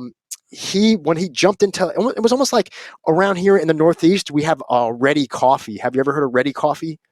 Do they have that No. all across the U.S.? It's We don't have it popular around here. here in the Northeast. It's called Ready Coffee. It's a drive-through only coffee shop. So Hmm. it's like a little kiosk almost like, and you'll see it in front Right. of like a supermarket like plaza, like a Yeah, we have Kohl's, and tons you'll of have those like a drive-throughs. Wild Wings or something, and then you'll have like Ready Coffee. It's like a little small kiosk in the middle of the parking lot, almost like a smaller like banking kiosk. And you drive around it, and all it is drive-through. So you drive up, get your coffee. It's super popular around here. Everybody loves Ready Coffee, but it was almost something like that. It was like one of these like drive-through coffee type kiosks. He rolls up, Yeah. he pulls out a gun at the drive-through, and he says, "Hey, let me in." And he jumps through the window, and he pacifies her in this Israel Keys situation, where he says to her, "This is just a robbery. I just want money. Just put these. I'm going to put these zip ties on you. All I want is money." So he's pacifying her, just so he can get her compliance, just so he can get her to let him zip tie her, get in his car, drive off somewhere into the unknown where they're now secluded. And then at some point, he sat down, he pulled out a wine bottle, he sat her back in the back area, and he poured a glass of wine, and he drank the wine, and he said, "I actually lied to you." He goes, "I'm going to rape you, and I'm going to kill you." He goes, and like, imagine how creepy that I moment think his was. Like, wife what and a kid were in the house, wife and and kid he's were in in the the house, and shed. he's in the back shed, in the back, Yeah, like wood shed, whatever, talking to this girl who's crazy. terrified out of her life now because she thought she was just getting kidnapped because it was going to be a ransom. Right. And then afterwards, he even does ransom her off. After he rapes her and kills her, Yeah, he yeah. takes the picture, Oh the man, Polaroid, so mails it to fucked the up. family, and he Mhm. blackmails them and says, And then "Hey, you he give me had the family $30,000." put the money in her bank account and Yes, used her ATM card to get the money out, which unbelievable, ended up right? being So his downfall. It is unbelievable. He is fucking crazy. He's so just to scary. kind of see like the mind of a killer, like when you're in that, when someone wants, Cold. like they say, all is fair and love and war. And when you're talking about someone who's like a predator, they are going to do, and they did this even on 9/11. I heard that they did this. They pacified the people who were being in the plane that was hijacked. We're only taking you hostage. We're going to land the plane. They said everything they had to say to make it look like they Yeah. weren't going to do something so evil because they didn't want everybody freaking out. Because if they knew, chances are maybe these people could have foiled the plan. And a lot of times that's what these really sick and I'd say like but maniacal, for lack of a better word, like type of predators. They're going to say whatever they want. They'll put on a Mhm. new face and say, "Hey, I'm your friend. I'm going to help you. I'm going to get you back to your family. Like everything's going to be all right." And like Right. and like that's the So type of scary. person, just to get them just the compliance they want, just long enough so he can start plunging that knife right into her. And that's just so sick and sad, He that reminds me a lot of Bundy, and this whole thing reminded me of the when Bundy went to the with his Chi Omega sorority house. It was yeah, just like it, and beat him with some wood he passed a and then woman on this a girl on the stairs as well, just like that. He's going did down he? the stairs, Okay, and and she almost yeah, had the same description. She's like, "We had big eyebrows." It was like, yeah. whoa, it's crazy how similar they were. So, kind of circling back around to it, I originally had told you I had some screech. Oh, and let's not like skate over the fact that Ethan was a great athlete, 6'4". I mean, you're talking about a imposing size of a person. So I think it's just like I think he got his I mean, I don't know, but he it got his seems like throat he cut. got his Yep, throat cut. He probably yep. hit both He came carotid down with a knife, arteries. That knife was probably so fucking sharp, man. sharp. Yeah, And he and got and both people, his carotid arteries, and he probably just fell right back, and then she yeah, probably started going, "Oh," and he's like, "It's okay. It's yep, okay." yep, yep, yep. She was probably so terrified because just She was imagine on like, TikTok. yeah, She was you're literally on sleeping. TikTok at 4:12 in the morning. They think it happened Yeah, at 4:25. yeah. No, they actually think it happened right around that. They think it happened because Yeah. they saw his car speed away from the scene at I was 4:20. wondering, did she have headphones on? So If 8 she's minutes, watching yeah. TikTok, it's an audio thing. So she might have had headphones on and not heard it. She's sitting in bed playing on the TikTok. I mean, this is just me purely speculating because, Yeah. like, you know what I mean. And then he hears something and he doesn't even say anything to her. He goes up, Yep. opens the door, boom! All of a sudden, then she's looking up like, "What is going on?" She's got her headphones on. She can't even hear. Yep. Yep. My God, and just think about the terror, the short minutes that these people had left. They're the last thing in the complete universe that they would ever be thinking about is being the center of what we all like. What's everybody scared about when they go up to their front door? Got to open the door. Could there be a killer coming out behind? Like this sense of impending fear of the darkness and the unknown that like sometimes you're walking down a quiet road, you look behind you, could somebody pop out from behind that bush? It's that primal fear that I think we all have as human beings. I think we've all Yeah. experienced that once in our lives where you think like, oh, could there be somebody creeping up behind me right now? Just that that fear that's developed through us, through not only society and culture, but just through probably thousands of years of evolution of learning how to evade the bad things or the things that could hurt you or kill you, from the days that we were running from saber-toothed tigers and hiding in trees, and such like that. But like that fear factor that we all have deep inside of us somewhere, this is it. Like, this is the worst. You are actually the center of what we would consider like a horror movie, and it happens like that. And you didn't even see it coming. You blink your eyes. You're playing with social media, watching, They're in like a house mindless full of videos on people, TikTok. and they're all Yeah. awake getting food delivered and shit. It's just fucking crazy, man. And you just look up and then there's a dead body. And you're like, oh my God. And then you freeze and feel like, what, what I'm saying? It's just a terrible last couple moments of these young, people's lives, and they had, obviously they had so much promise to give to the world. So I think that Yeah. maybe that's why like this has been so captured and this has captivated the American public by so much, because this could have been anybody. This could have been any boy or girl away at any Mm-hmm. college at any time, and I think once you start factoring that factor in, like this could be you, this could be your kid someday, this could be your brother or sister, this could be my kid someday, this could be like anybody. It's like it's a crime against society to have something like this happen. And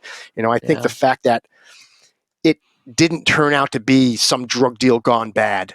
It didn't turn out to be some ex-stalker boyfriend. You know what I'm saying? Like that would have Right. been like just as bad. Like all this stuff would have been just as bad that we lost this life. But I think The if randomness. it turned out to be like a drug deal gone bad, then there'd be all this shade coming up. All these kids were involved in drugs, like this and that. You'd have people coming from all angles of like, oh well, did somebody deserve it? Like this by all intents and purposes, by no fault of any of those victims, was this anything that they did that But made some them the people still victims of victim this. blamed him. I saw some What's that? people going, "Oh, they abused alcohol and they stayed up late at night." And you're like, How "Just many shut the college kids? fuck up." How You many know what I mean? college Yeah, kids dude. I across just the? want to bitch Yeah, slap them. You're like, "Are you you're serious? You're talking gonna any college kid. blame these college kids Yeah, for drinking alcohol and staying up late at night?" Dude, shut up, like dude. how Fuck. prevalent is drinking in college parties? It's almost college drinking and college partying is synonymous with going away to college. Like it's like it Yeah, goes hand in hand. It's part of the culture, it really is. So like, yeah. So to blame the kids for acting that way, this was one of probably tens of thousand party houses across the country that occur every semester at every college. And this is just, it's obviously, and it's an eye opener in a sense that because there was such an open door policy, because there was such a lax social environment where like everybody comes. Half the times the Mhm. police showed up. I watched the Yeah. body cam footage. The kids would come to the door, and be like, "Why are you here?" "Oh, the noise." "Oh, I don't know. I don't live here." "Well, who lives here?" "Oh, I don't know. I mean, I'm just hanging out here." Like, Yeah. get.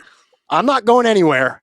Get me Mhm. somebody from that house with a name and a phone number. Get me somebody, because I'm not leaving until I get somebody. Like they would literally have parties and nobody that was on the lease out of the 6 people who were, Ashlyn Couch, Bethany Funk, Dylan Mortensen, Madison Mogan, Xana Kernodle, and Kelly Conclaves. Those were the 6 that were on the actual lease, but the police would come some nights when there was partying going on, and none of those 6 would be there. Yeah. And the one video I saw, Madison had to take a phone.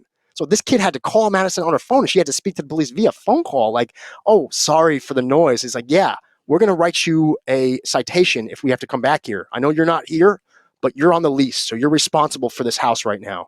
And like, it was that much of an open door policy, such a party house where like Mhm. half the nights, maybe somebody on the lease wasn't even there. Who was partying there? Who knows? You know how many people came and Yeah, but left and came Ethan and wasn't went? on on the thing, on the lease. Was that? Ethan wasn't on the lease, he was just crashing there. No, yeah. He was just crashing. He was just a boyfriend of He lived in Xana. a fraternity house. Yeah, yeah. And they found, and a lot of people on the internet were going after. Oh, they found a black glove outside, and they found like this or that. They found 3 unknown male DNA. You, you you're talking about a party house. I would imagine there's, if they really like Mhm. In the winter, went there's over a that it's close enough. I'm surprised they didn't find more DNA there, because there were just so many random people at that house. It doesn't yeah. surprise me at all that they'd find multiple random male DNA, like, or a glove outside. I mean, it was cold out. Maybe somebody got drunk. There was Man, like, snow on the there's a lot ground. of reasons. I'm There not was saying that, snow like, out there. what's that? There was snow on the ground.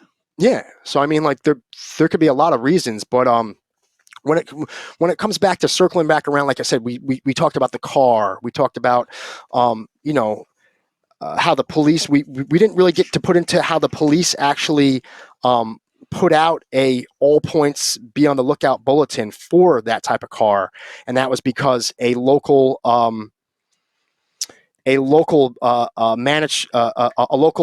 gas station manager was going over the surveillance footage in I think they said like on Troy Road, which is near the area. There's a local gas station, and the police were like so stumped at first. They're like, "Well, who do we ask? We have to ask the public, because we've come to like the end of our rope. We don't really have any leads other than what we're working on right now." And that was probably the sheath that they found. They knew they still had time before they got the DNA evidence, and they were probably working that angle. But until then, they put it back out to the public. So a manager of a gas station came out and saw the car on the surveillance video footage at 4:30 speeding past the gas station. That's when they first focused in on this 2000. Originally, they thought it was, I think, a Honda Civic. I think they had a couple different cars they thought it was, but eventually this went all the way up to the FBI, and the best software available at Quantico for the FBI analyzed every video, or the best videos they could possibly get of this white car, and that's when they focused in on a 2014 to 2016 Hyundai Elantra. And and just the small amount of DNA evidence that they found too. I think you only need, maybe sure it could say a nanogram, 750 to 1,000 nanograms of material. Let's say like touch DNA, like you're playing, Right, like this killer is playing with the snap as he's sitting at home thinking about these murders, just playing with that knife and snapping it and unsnapping it, and playing with it with his thumb. Why didn't he have the in. sheath connected to his belt? I was thinking the same thing. You just don't know. Yeah. Maybe the killer was trying to think like, oh, I'm a step ahead of that. I don't want anything tied around my waist that could, if I leave the house, I want to be able to get rid of it as quick as I can.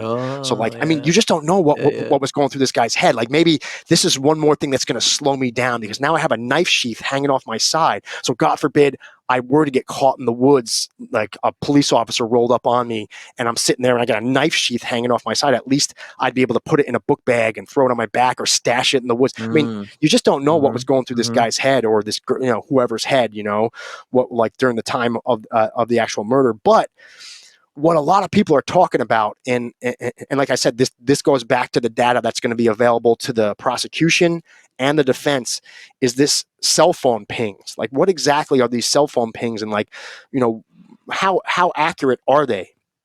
So from my homework, they can find directionally, like what directions. We have a cell phone here, and something occurred over, let's say the cell phone's here, we're looking at it like from top down, and something occurred over here. They know directionally, like in the area of like east, or whatever, approximately 1,200 meters away at some point, somewhere in this area, 1,200 meters away, this cell phone ping. But if you have multiple cell phones, and I'll show you, if you get pings off of multiple towers, you get the same sort of, it's not as accurate as GPS, because with GPS, they actually give you ley lines, they give you degrees and numbers. But with cell phone triangulation, right, you can get as accurate with, if it's off of 3 towers, then you'll have triangulation. So you'll have 1 tower, 2 tower, 3 tower, and you'll draw a circle around each one of those towers.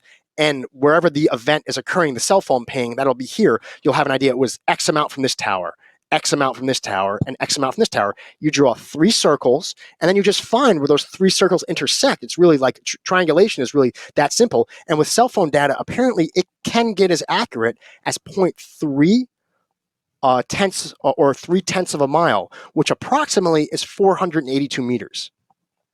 So that's pretty close. I mean, like I'm not saying that, like, obviously GPS is way more accurate, because GPS will tell you like, hey, you are right at the driveway of, 27 Smith Road in, Smithsville, or, wherever, like it'll literally tell you exactly where you are, upwards of like a few yards of error. So it basically places you directly somewhere. But with cell phone data and these pings, it's somewhat accurate, because it could place somebody, think about 3/10 of a mile, or approximately a little bit more than a high school track, like a high school track, and then maybe like the straightaway again, like a little bit more than that. That's about the distance in a circle that cell phone triangulation could place you. So I'm just going to kind of pull up here. Let me see. I have it open here. I'm going to try and do a screen share real quick. See if I can get you that open, just to kind of see what we're looking at here. Let me take a look. If I give you, let's see here. Another interesting thing I was looking at was I was looking at the GPS of the little house there, and that road behind them that comes in. Yes. What about it? It's just interesting to look at. And well, did you see that there was this guy Papa Rogers and another guy called Inside Looking? And then the Papa Rogers was saying things like that. He's going, well, if I think the killer came in from the back there and stuff. Talked about the sheath, right? Too. Yes. He said, "Oh, they must have a sheath." No one knew about that. Yeah. No one knew about that. He said, "Well, if they're talking about the knife, they must know something about the large fixed blade knife, and if they do have a sheath, that would kind of, that could have been a very, very good guess." And some other people suppose that Papa Roger, I think he eventually got banned from these forums. It was some sort of like Reddit forum or something. Like, eventually they banned him. Yeah, they did. Yeah, and they suppose a lot of people were speculating, was this a Brian Koberger? You know, Although I think the one of the comments that was really good was like, "Dude, you're describing your own murder or something." yeah, like people are so cued Yeah. into that. Like this is So I like think it almost was like most TMI. likely him. Yeah, Are you able to view, Matt? Are you able to view what I'm seeing right I now am. with I'm the King seeing it. Road map? Yeah, yeah. Okay, 23 so miles, 39 minutes. That's what I thought. Yeah. okay, so let's take a look. This is 23 miles. This is the total. I put an offset here. So I did a couple different maps because you have to look at it. There was a quicker way to go from Pullman, and you can see my mouse cursor, right? Right. So he was taking So we're the like here, weird and route. Yeah. where Brian Kohlberger lived, he lived on an on-campus apartment, which was approximately a little bit east of this dot. We're like right here where the Was it tip of a my mouse. dormitory? I've seen it. I've heard it described as a dormitory. Yeah, I guess you could say if it would be But it wasn't considered like a freshmen and dormitory. stuff. It was like, and he's a PhD student. He's not in there with freshmen from college, right? Yeah. So what? I'm not sure Like what the different one classification campus would. housing, more like. Campus housing. Okay. Yeah. So I'm not sure what the big difference is. If dormitory is specifically a classification of housing at a college, I like, don't know hey, this is either. a classified as a dormitory, as opposed to like campus sponsored apartments. Like, I'm not sure what the difference would be there. You think Or he used his shower curtain? Did you hear that about that? there was He no had no shower shower curtain curtain. in the apartment. I think there's a possibility. Somebody speculated that he could have used that for lining in the vehicle afterwards. It would have been Yeah, something, I think so for a smart way to sure. get a piece of plastic to cover a seat so you wouldn't get any DNA on a cloth seat for sure. Some sort of either like a what do they call those, like tarps, like leave tarps, or like those blue cover Mhm. tarps, or like a shower curtain, something like that. I mean, yeah, I mean, if you had to guess. So we're looking at right now at 2:42 on the morning of the murders. They know through cell phone data that Brian Kohlberger shut his phone off, and then he turns it back on at 4:48. So when he shuts his phone off, he's approximately here heading south out of Pullman. That's when he shuts the phone off. Then he turns it back on somewhere around Blaine, Idaho. So he's And so walking it would have around, been a he's half driving around hour here like after the murders.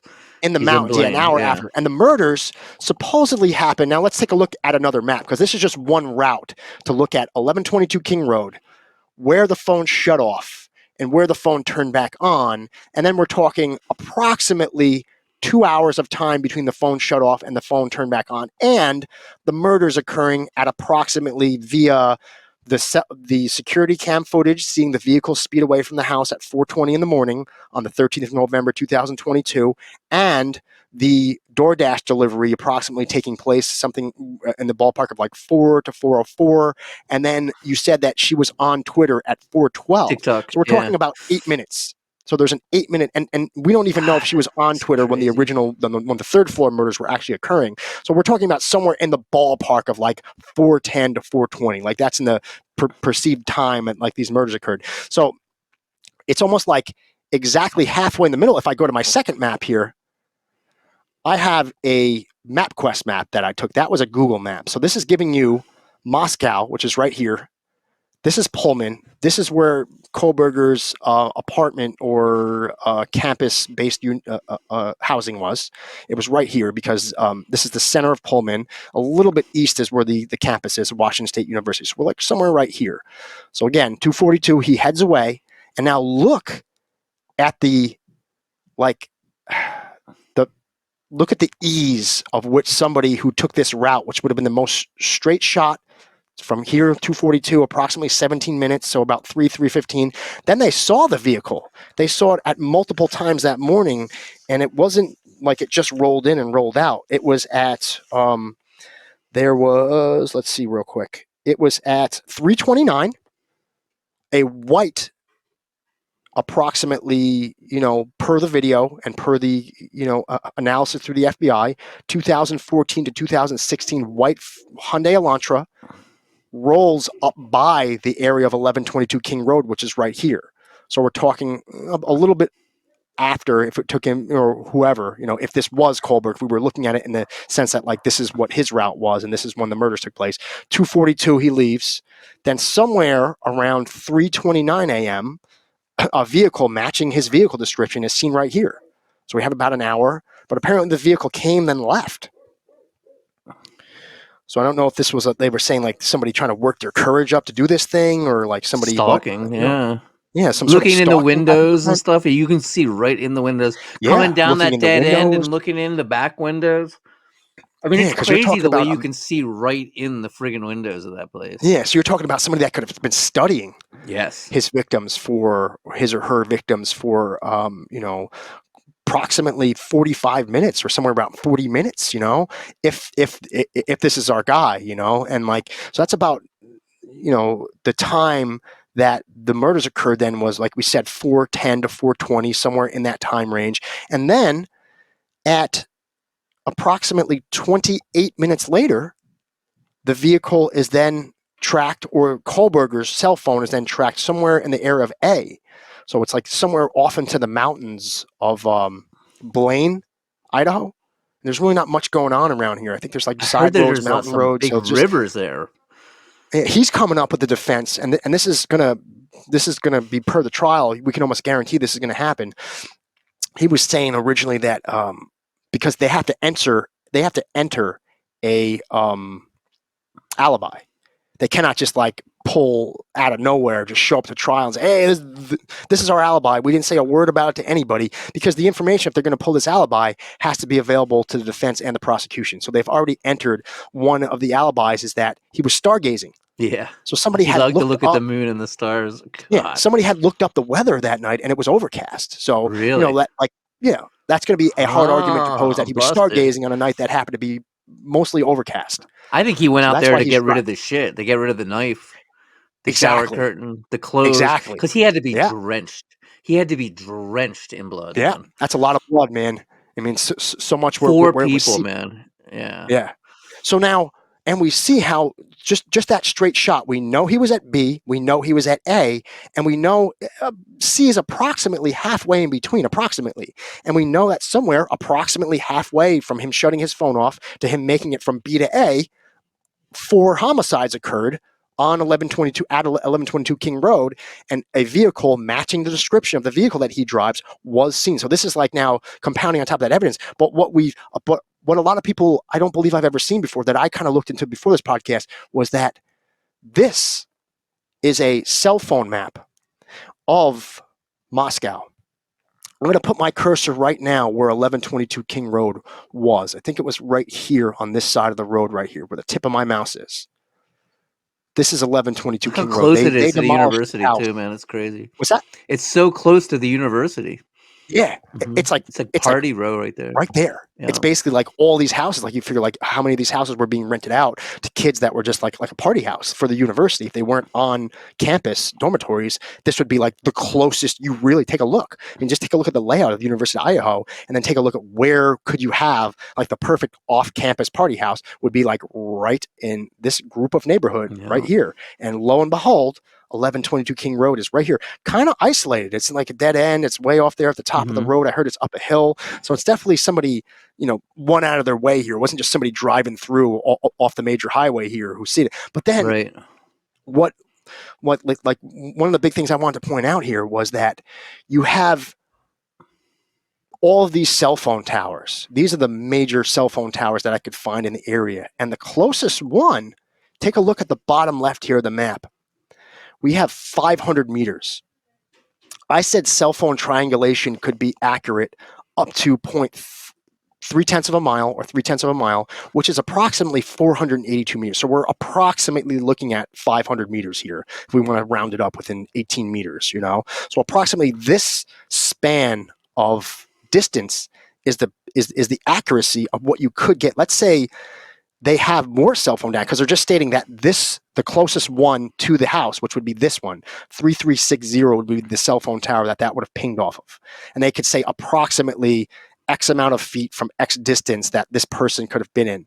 But let's say if this person drove through, let's say Koberger at some point, because he was pinged off of this cell phone tower 3360 at 9 a.m. the morning of the murders. His cell phone did come off that Right. tower.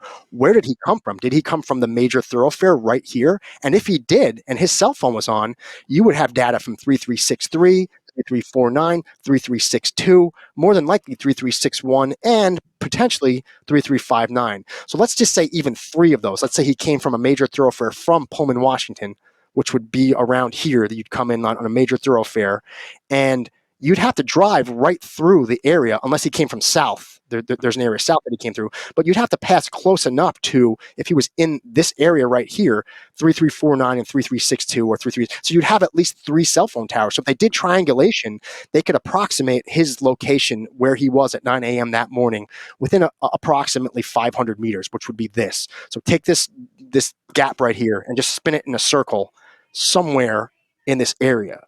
In Now, this out of back all weird that, neighborhood, yeah, like what's that? and it's like you were saying, it's a neighborhood that's kind of like Off the beaten path. yes, exactly. The fuck He is he doesn't doing know over anybody there? What there. the hell's he doing there? Yeah. He doesn't know anybody there. He's claiming he doesn't Mhm. know anybody there. He's claiming he only comes to the area up for stargazing. So what, which like circumstantially is like almost compounding the fact with the sheath, with the video of the car, with the odd behavior, just kind of taking everything as a whole. What is this guy doing?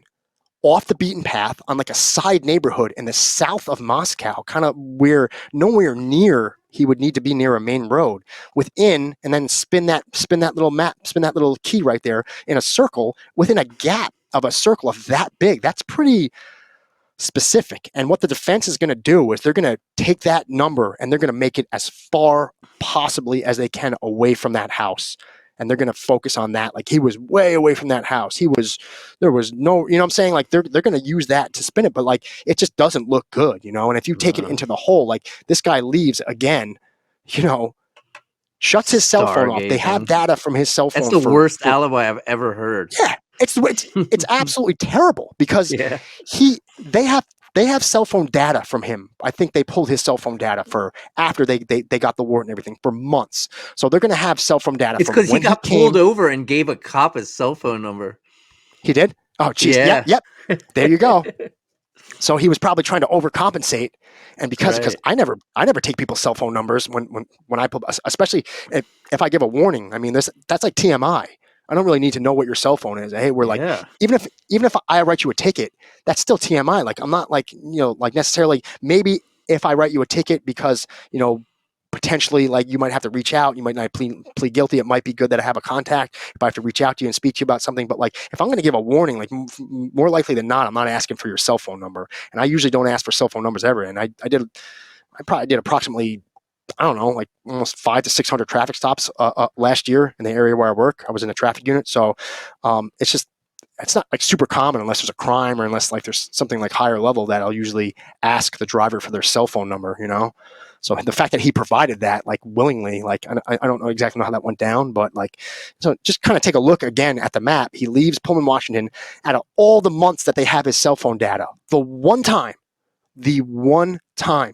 that he shuts his cell phone off, more than likely, it's the only way to explain it, that he put his cell phone into airplane mode, is approximately smack dab in the middle of the time of these murders. And they know that he traveled from B to A.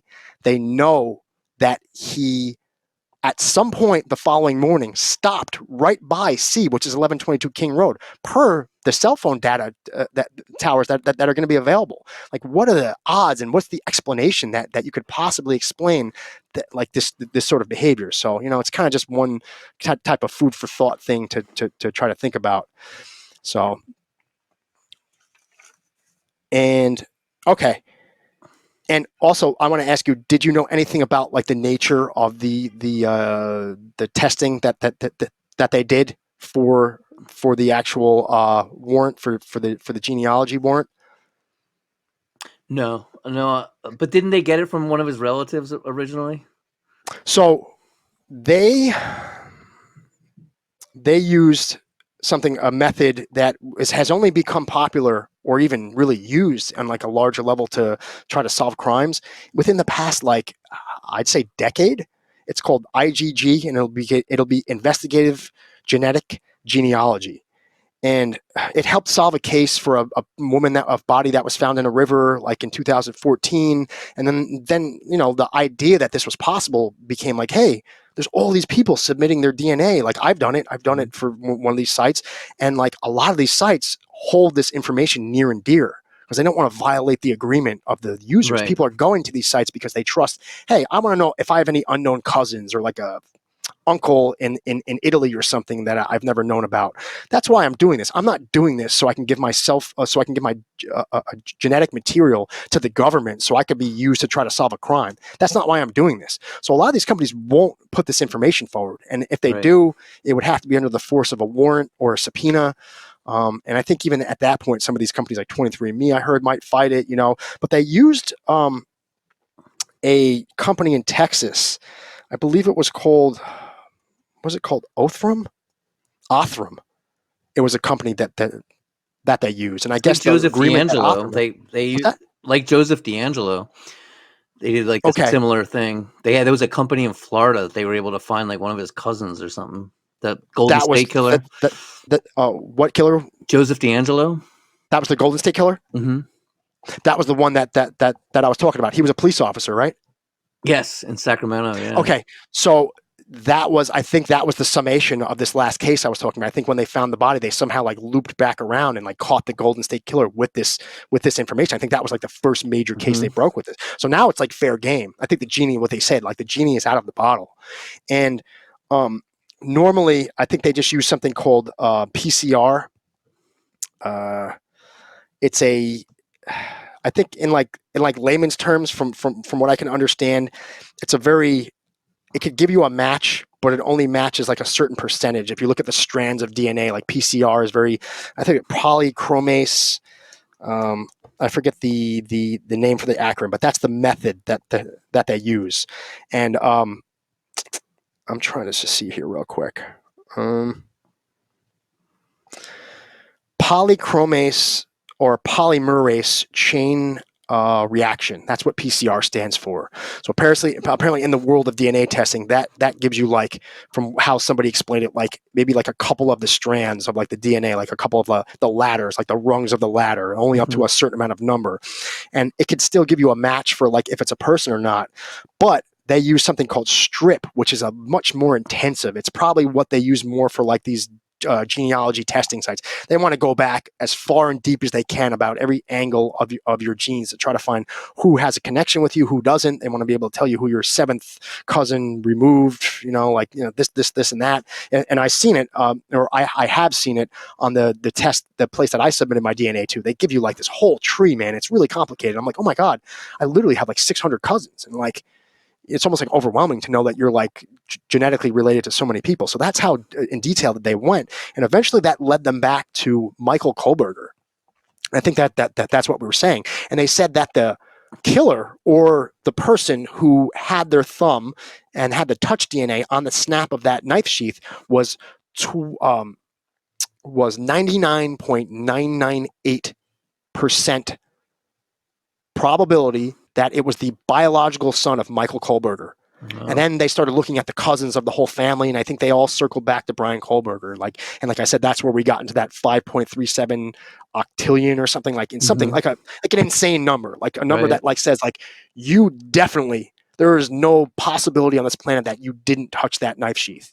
How it got there, it looks pretty damn bad. It looks pretty damn bad that a car that looked like your car was there. It looks pretty damn bad that we have your cell phone pinging off these poles. And I don't know how much in depth they're going to get into this and how close they're going to draw a map and put it on the map and say, hey, this is where we could draw a circle around, say that on this day, on this day, on this day, on this day, at 3:00 in the morning, at 2:00 in the morning.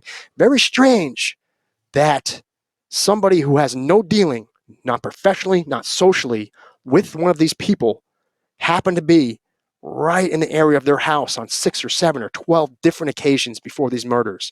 And then we have one of the most horrific crimes that occurred in the history of colleges, especially such a brutal crime. And like, that's going to lead us back to like, what was the connection? So like back to what you were saying, I think a big way to tie all this together for the prosecution is going to be that Instagram email. Because if we can prove that, now we have a connection. That's a problem. That's a big problem. Because right now, they don't have to prove a motive. I don't think a motive is part of them having to find somebody guilty of a crime. A motive is like, I think that's always like, the motive is like the thing, like the slippery fish that they cannot necessarily get their hands on, especially if somebody Well, doesn't admit motive's to a nice, crime. but when you have a random serial killer like this, it's probably most likely sexual, Yeah, you know, yeah. Like, or what's the something like motive? Yeah, it's like I it's would say that who too. Is it knows? sexual? Yeah. And if it was Kohlberger, was it just the years and years of abuse, or like I don't know what, Or you're like born if with it. No, they to this day they was don't know. They don't. yeah, The human brain is still a mystery that yeah. I don't know we're what it is. unable Like I to said, I don't tell. know. Usually Yeah, they get like hit in the head a lot of times, which yeah. I don't but know. what Like they I'm not say the saying I head could say injury that he usually was does abused, is but that just causes you to be more impulsive. So yeah, like that doesn't make you want to kill somebody, but that makes it so if you get like if the thought in your head, you're so impulsive that you'll do it. You know what I yeah, mean? Like yeah, that doesn't explain why you want to do it. You know, it yeah, explains yeah. you know, but like Like it's a mystery, some sort man. of And if path this had to happened how in the you actually got done. 1971, he never What's would that? have got caught. He would Oh be and yeah, he'd be no, out I there was thinking the doing it same thing. again, and he would be the Never. next Ted Bundy. You know, like Never, never. well, I was thinking the same thing. I said, if it wasn't for this high level of technology, there is no way that he would have got caught. I think he would yeah, have skated justice on this for sure. But, like it comes down to, like, I'm not saying, I just want to correct myself. I said the years of abuse. I don't know what it was. I just don't know. I don't know if he yeah. suffered abuse as a child. We don't know so much about his childhood, Jeffrey but like Dahmer why he didn't did it wasn't or this or that. abused. Jeffrey Dahmer, his But parents were very loving and kind. You know what I mean? yeah, And it's it's a mystery, man.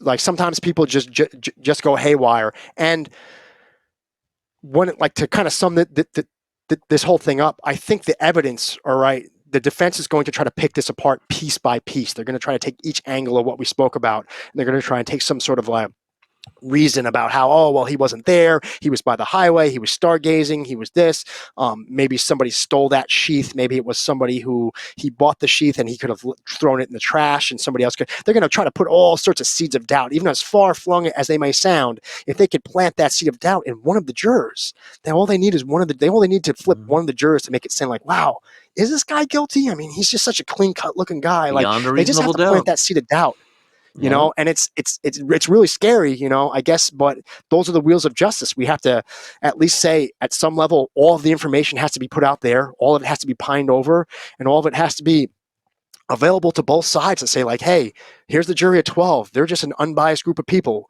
it's your job to convince, it's your job to not convince, or whatever, like the thing is. But I think from the angle that you came from, the whole Instagram thing, the whole, if there is a credit card bill out there that says that he ate at the Mad Greek, I don't know.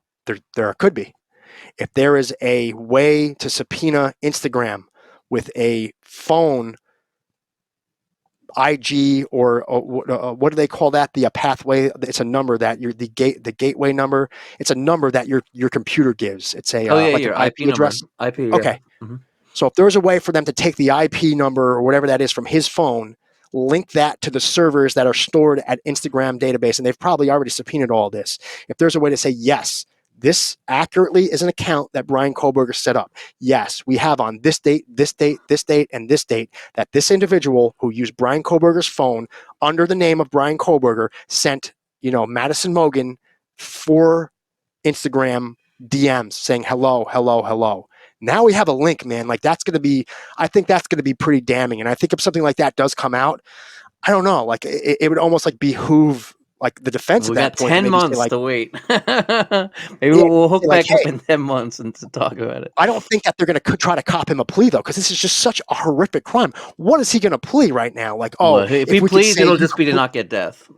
yeah, just to not get death. I think that's Yeah. the only possibility and Oh, that's the only thing, yeah. the only carrot that they can dangle for, the stick is obviously death, and the carrot is, hey, there's a possibility, even though you'll definitely be getting life in prison on 4 different terms, you won't get the death penalty. So I think the only way Right. that they have a possibility of coming at Kohlberger, if he is the person that committed these horrific crimes, and getting him to flip, is to throw that sort of angle at him and to say, hey, you're rolling the dice right now, man. You might be able to skate the death penalty. I'm not sure.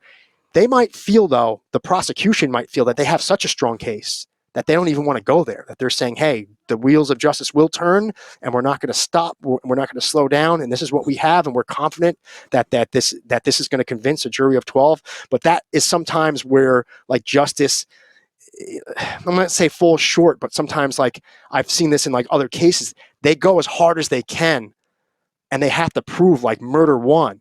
Murder one is saying that like you went somewhere with the intent to do it. You need Right. intent, Mm-hmm. and like so Premeditated. they yeah, so there's a strong a possibility right now that there's information that we, like you said, I think I'm kind of swaying towards what you had mentioned.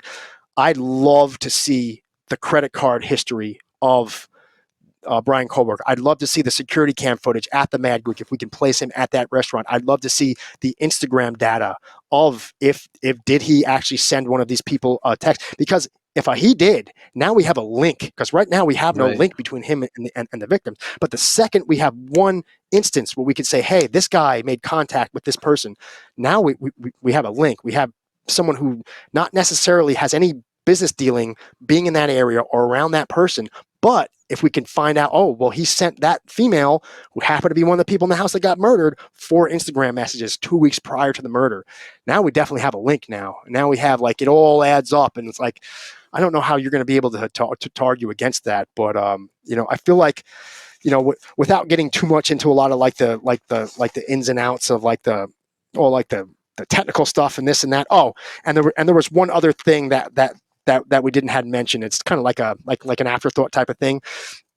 His dad was looking out for him when he first went to Washington State University, and he actually had this kid, Christian Martinez, who was a veteran. Um, he had him come to a house party because Martinez like listened to the dad and said, "Oh, my son, he has some problems socially, kind of getting along. Could you just look out for him?" He was like a dorm mate, like in the same apartment complex. So the kid actually said, "Hey, Brian, there's this pool party going on." It was sometime in July or August of 2022, and this guy DJ Great Vinyl, Zach Cartwright was DJing, and they just had like socially, if we want to like get more into like the social aspect of who Kohlberger was, like he said, like he was like the DJ even went back and remembered how off-putting speaking to Kohlberger was. He was very much like in his personal space. Like the guy's trying to DJ here, so he's working this party. Kohlberger walks up to him, like gets all up in his like stuff, like 1 foot away from him, like up in his personal space, and starts asking him like, "Oh, so I see you got these speakers. Oh, so what kind of speakers are they? Oh, so is this the model?" And he's trying to make some relevant conversation with this guy when this guy's just trying to DJ a party, and the guy like literally has to say to him like at first he thinks it's like cool, and he's like, "Oh, this guy might be like kind of like a nerd, kind of like me. He's kind of like nerding out a little bit." But then it kind of gets like a little much. He's like all up in his face, asking him this question and that question. He's like, "Yo, man, I'm trying to DJ right here." He's like, "Can you just like, you kind of see I'm trying to do my thing right here, right?" He basically has to politely ask him to like back off me, So, and then he walks back over to these 2 females, and then almost like in a show of like his dominance to the guys that he didn't know socially at this party, he just sits right off of his chair, walks up to 2 pretty girls sitting down by poolside, asks them collectively one after another for their phone numbers, and they give them to him, and then he just walks off and then just leaves the party. And they were like, oh, like they were talking, this guy might be a player, almost like he was putting on a show of like his dominance. And apparently the girls said that they got a lot of strange phone calls after both those girls. Like somebody would call, they'd hello, and then they hang up, call, hello, almost like a, Wow, I didn't hear any of this. That's crazy, yeah, dude. looking That's after, nuts. looking back on it. At the time, the girls didn't really think twice of the weird phone calls they were getting. But after they found Oh out that this man, guy can you Kohlberger, who imagine? asked them for their numbers, they were like, "Oh my god, like that could have been him calling me." Almost like Holy he would shit, call how them just to hear their scary. voices and That's like hang up. terrifying. Like odd, very odd behavior. And like, I think it gives us another glimpse if this is our guy, and it looks very, just like I said, I as mean, of right now, personally, when it comes to me, yeah, he looks yeah, guilty as shit. I mean, I don't he does know, look. but It looks pretty bad. It yeah. looks pretty bad, I think. And like I said, I think like because I think it's more of a personal thing. So I think if we walked into the world of legal matter, they would say like as a group, all those things together, the defense is going to try to say that's all circumstantial. But I think personally, I get the vibe just from his social interactions with females, just from everyone that's come forward, just in the way he was behaving, the way he was behaving after the murder, just everything collectively taken that we've spoken about. He definitely does look extremely This guilty. whole I mean, thing is it just looks so bad for him. creepy and So scary and spooky. I, I'd And be there was interested to blood see. coming out of the side of the house. Oh, I saw that. It's nuts, dude. Did you see the How's photograph? blood? Yeah, I did. How does blood Unbelievable. come Oh, through the house? so creepy. Fuck, so creepy. Gush, The house that gushing. dripped blood. Isn't that it's like a famous Yeah, horror movie from the just 60s? so much blood piling into those wooden floorboards that it had to drip off the side of the fan. That Holy is so shit, creepy. man. Yeah, that is super, super Gnarly. creepy, man. And this is just such a horrific thing. And I'm It interested is to so see in this, scary. following this up, come time for the trial, what has the defense got up their sleeve? Because it doesn't look good for him. It doesn't look good at all. And like I said, if the prosecution brings out that he had contact with one of these parties, it's going to look a whole lot worse. And as of right It now, is. we are kind of like big question mark over that. Like, did he go to the Mad Greek? Did he try to slide up in Their Madison DMs, Mogan's yeah. DM or Kaylee's DM or something like that? So, like I said, just a glimpse into like what kind of person this was, and we'll see. We'll see if the obviously the wheels of justice do grind slow, as they say, but we'll see if all of this this fanfare and all this attention to this case, because it's gotten so much attention, because the defense just has so much time to prepare for this. But we also have to remember, so does the prosecution. So, I mean, I'm going to be really interested in following this one. So I think it's going to be something that we got to stay tuned for and see what the next saga in this is, if he kind of tries to flip something else as far as his defense other than stargazing, because I Yeah, think they that's the already tried to worst work alibi something. I've ever heard.